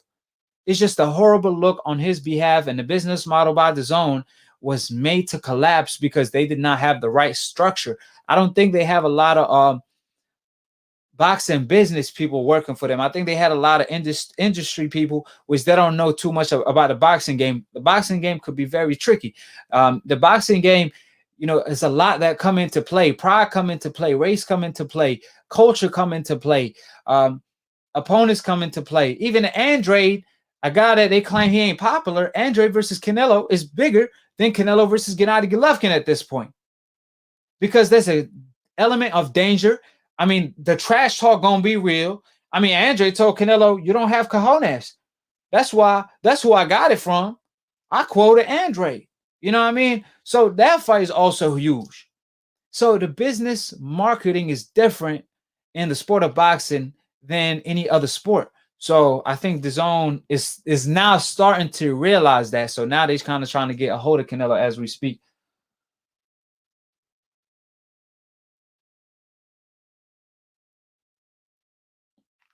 Top, my man said, I gotta read it first because I can't even see it. Top said, let Gary Russell brother call in again. He never make a good point, but you getting mad at him be funny and entertaining. Hey man, he always welcome here, man. Man, look, bro. Like at the end of the day, it's nothing personal. Batman, bro. You my AKHi, man. Call in. We would love to talk to you. I know you got banned, not by me, by your people. They told you, man, AKHi keep knocking you out. He keep giving you concussion. Stop making yourself look horrible, brother. And now he stopped calling in, man. I wish I never did him like that, man. Hey, Batman, call back, bro. It's all love. You know what I'm saying? I'll let you yell on the mic. Go ahead. I'll let you cap on the mic. Go ahead, bro. Call in. It's all love. Like I said, last time he called in, I don't know if that was a clone, so on and so forth. But, man, he did sound like Batman. You know what I'm saying? The way he was screaming, I didn't know what he was saying. You know what I'm saying? So, Batman, call in, bro. It's all love, like I said. You know what I mean? So, I got love for Batman. I actually want to get somebody on Gary Russell team and talk to him, to figure out what's going on. You know what I'm saying? Why they still missing to this day. We're just curious. Every single fan want this fight. We trying to make this fight happen. If it ain't going to happen November 7th, okay, fine. We could push for the fight on a later date, whenever Gary Russell is ready. But we can't make the fight happen if one side is not willing to negotiate or even willing to respond. Like I said before, if you texting a female and she not responding to you for a whole month, you're gonna move on.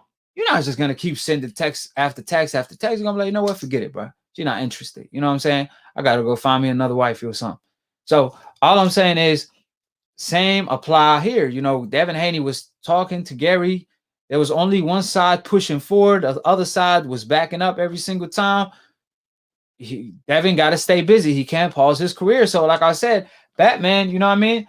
If he's here, please let me know, because I don't see his number, and you know, ain't nobody here. You know what I mean? T-Tone want to troll in the comment section. T-Tone been watching the whole time, being a keyboard warrior. He's a man. T-Tone, his legs are shaking like oodle noodles. His hands are typing all the excuses. He making all the dusty excuses. I'm about to brush off. And then when the live about to be over, he got something to say. You know what I'm saying? So these Canelo fans looking desperate right now as we speak. But I do want to say Josh Taylor, you know, shout out to Josh Taylor. He beat Kang Song in the first round KO. And that was very impressive. I told you guys I'm very high on Josh Taylor. I think he a top 10 pound for pound. Also, he clowned Ramirez, claiming that Ramirez is hiding. He's shaking. The time is up. He got to give up the belt.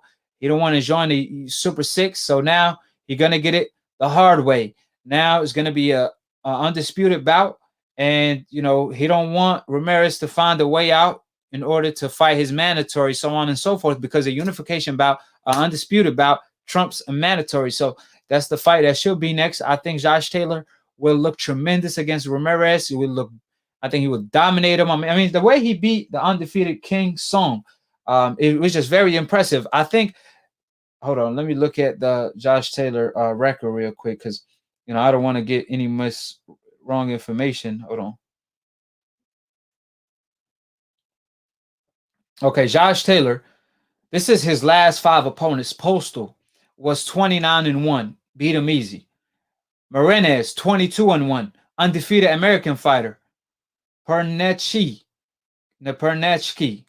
was 19-0. Pregris, 24-0.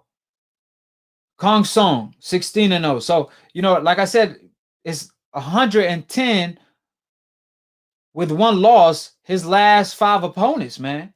This is a pound-for-pound fighter we talking about. We got to put some respect on his name, and I think he's going to wash the crap out of Ramirez. I told everybody that would listen, if you did not join the tournament, you didn't want the smoke. Taylor joined the tournament, and he was asking for the toughest competition off the gate. He was asking for the undefeated American fighter. He fought this guy, he fought that guy, and beat all of the fighters with ease, except the Regrease. So with that being stated, man, like I said, it was beautiful how he knocked out, I believe his name is King Song. You know, it was very smart on his behalf. He noticed King Song trying to counter with the uppercut, so he smothered his work and he countered it to the body, and it was lights out. I don't know what he broke he popped his rib or something, because his opponent was in tremendous pain. But Josh Taylor is definitely the future, and he's here to stay. And in the future, I would love to see a mega fight if he's victorious against Ramirez, between him and my man Terrence Crawford. In the meantime, I do want to say Rosario, he came out and gave his reaction to the public to his loss. He finally broke his silence, and he stated, this is Rosario speaking after the Jamel Charlo loss. I want to first thank God and my entire team and my family for their time and dedication and for the love that they gave me. I already fell once and got back up. Last night, I fell again, and I promise I will get back up again. Thanks to all those who gave me their support. He also added, I'm sorry if things didn't go as expected, but God does things for a reason. Blessings and thanks. And thank you all for all the love and support. Champions don't become champions by never losing. They become champions by never quitting. and I'm glad he's doing A-OK. I was truly worried about him right after the knockout. I was hoping he's A-OK, and I'm glad he is. Like I said, it's a minor setback for a major comeback. There's no shame in losing to Jamel because Jamel is the best 154-pound division. In boxing, you can't even play the triangle theory, but in the 154-pound division, it was the circular theory because the bell's been circulating, and the only guy that stayed on top was the Lion, Jamel Charlo. He truly undefeated because even the Tony Harrison was bullcrap. The decision, that was a robbery to me. And like I said, you know, he came back and gave Tony a rematch and knocked them out. So all the respect goes to Jamel for doing so. And I don't want to take no credit from Tony Harrison, but I truly believe Jamel won the first fight as well. But with that being stated, there's been a lot of, you know, bad decisions in the sport of boxing, and I hope that don't continue. But, you know, Rosario still have a bright future ahead of him. J-Rock rematch, you know, that's still a great fight. I feel like J-Rock, you know, he probably want to avenge his loss. Lubin, Errol Spence, I don't think he's going to fight Lara because he's a Cuban. But there's a lot of names. Hurd, you know, it's still a good name. So there's a lot of great names at 154. There's always a new line coming through. So, you know, the sky's the limit. Is a minor setback for a major comeback. I like what he said. I love what he said, matter of fact, because you know, that's how you got to look at it as a champion. God always have a plan, and things happen for a reason. And Jamel Charlo and Jermall Charlo going to be here for a long season, and they're going to be hunting Canelo from now on to whatever day. But go ahead and end the show. Subscribe below if you're trying to get smarter by the minute. If you're trying to get dumber by the second, don't. And listen to these decals, the dumb, casual ass fans that don't know shit about boxing. You don't know shit about boxing. And all of better the not duck me, son. You better not duck me, son. To all the people that make excuses that not making shit happen, quit ducking and call in. Anybody can get it. You know what to call me, the can man, because even my own Americans, Dominicans, get it, so Mexicans, don't try anybody me. can And get to all it. the decaps, if I had a lower IQ, I could have enjoyed y'all pathetic debate, but I got a higher IQ, so please come with better points next time, because the points you guys bring up, I dead ass be losing brain cells when I'm listening to you guys, so hopefully I'm donating some of my brain cells. To all of the people, like I said, that don't have the cojones to call in, quit treating me like the Iron Mike of debating, like the young Devin of debating, the most feared, with a record of 1,000-0 at this point. I mean, like I said, I got this game shook. All of the decafs, they afraid to look every time our keys on TV unless it's bad news. And when I say decafs, I mean literally all the decafs. The decafs wizards, the YouTube decafs, you name it. You all welcome to the party. Welcome to the Lions Den call in, because like I said before, people lie, women lie, and numbers don't lie. I can't even pay a decaf to call in. 1 trillion of you decafs can't hold me back. So, man, I wish a decaf would call in. That's what I pray on daily. Man, I'm ready to feast on a decaf, but you guys didn't give me the pleasure of the day. Like I said before, haters amuse me. And I truly appreciate all of the love and support I've been getting. I've been humbled by the love and support. You know, I love to, you know, get on these decafs that don't have no cojones, that have female parts. But I rather show love and I rather thank all of my IKs that show me love and support. I really appreciate you guys. So with that being said, man, shout out to Bill Pull Up Haney for pulling up, always having his receipts. He too undefeated. He too got you decaf shook. I mean, where's Batman? Somebody call him.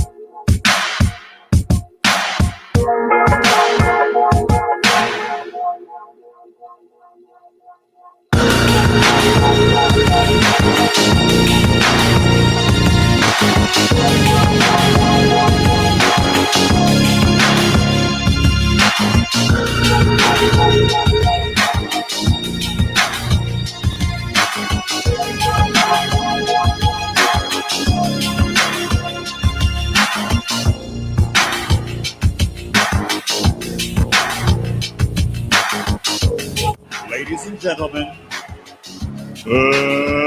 let's get ready to rumble!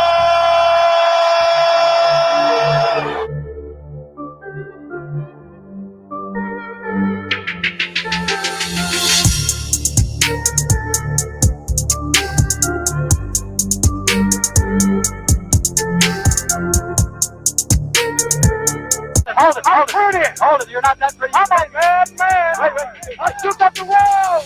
I shook up the world.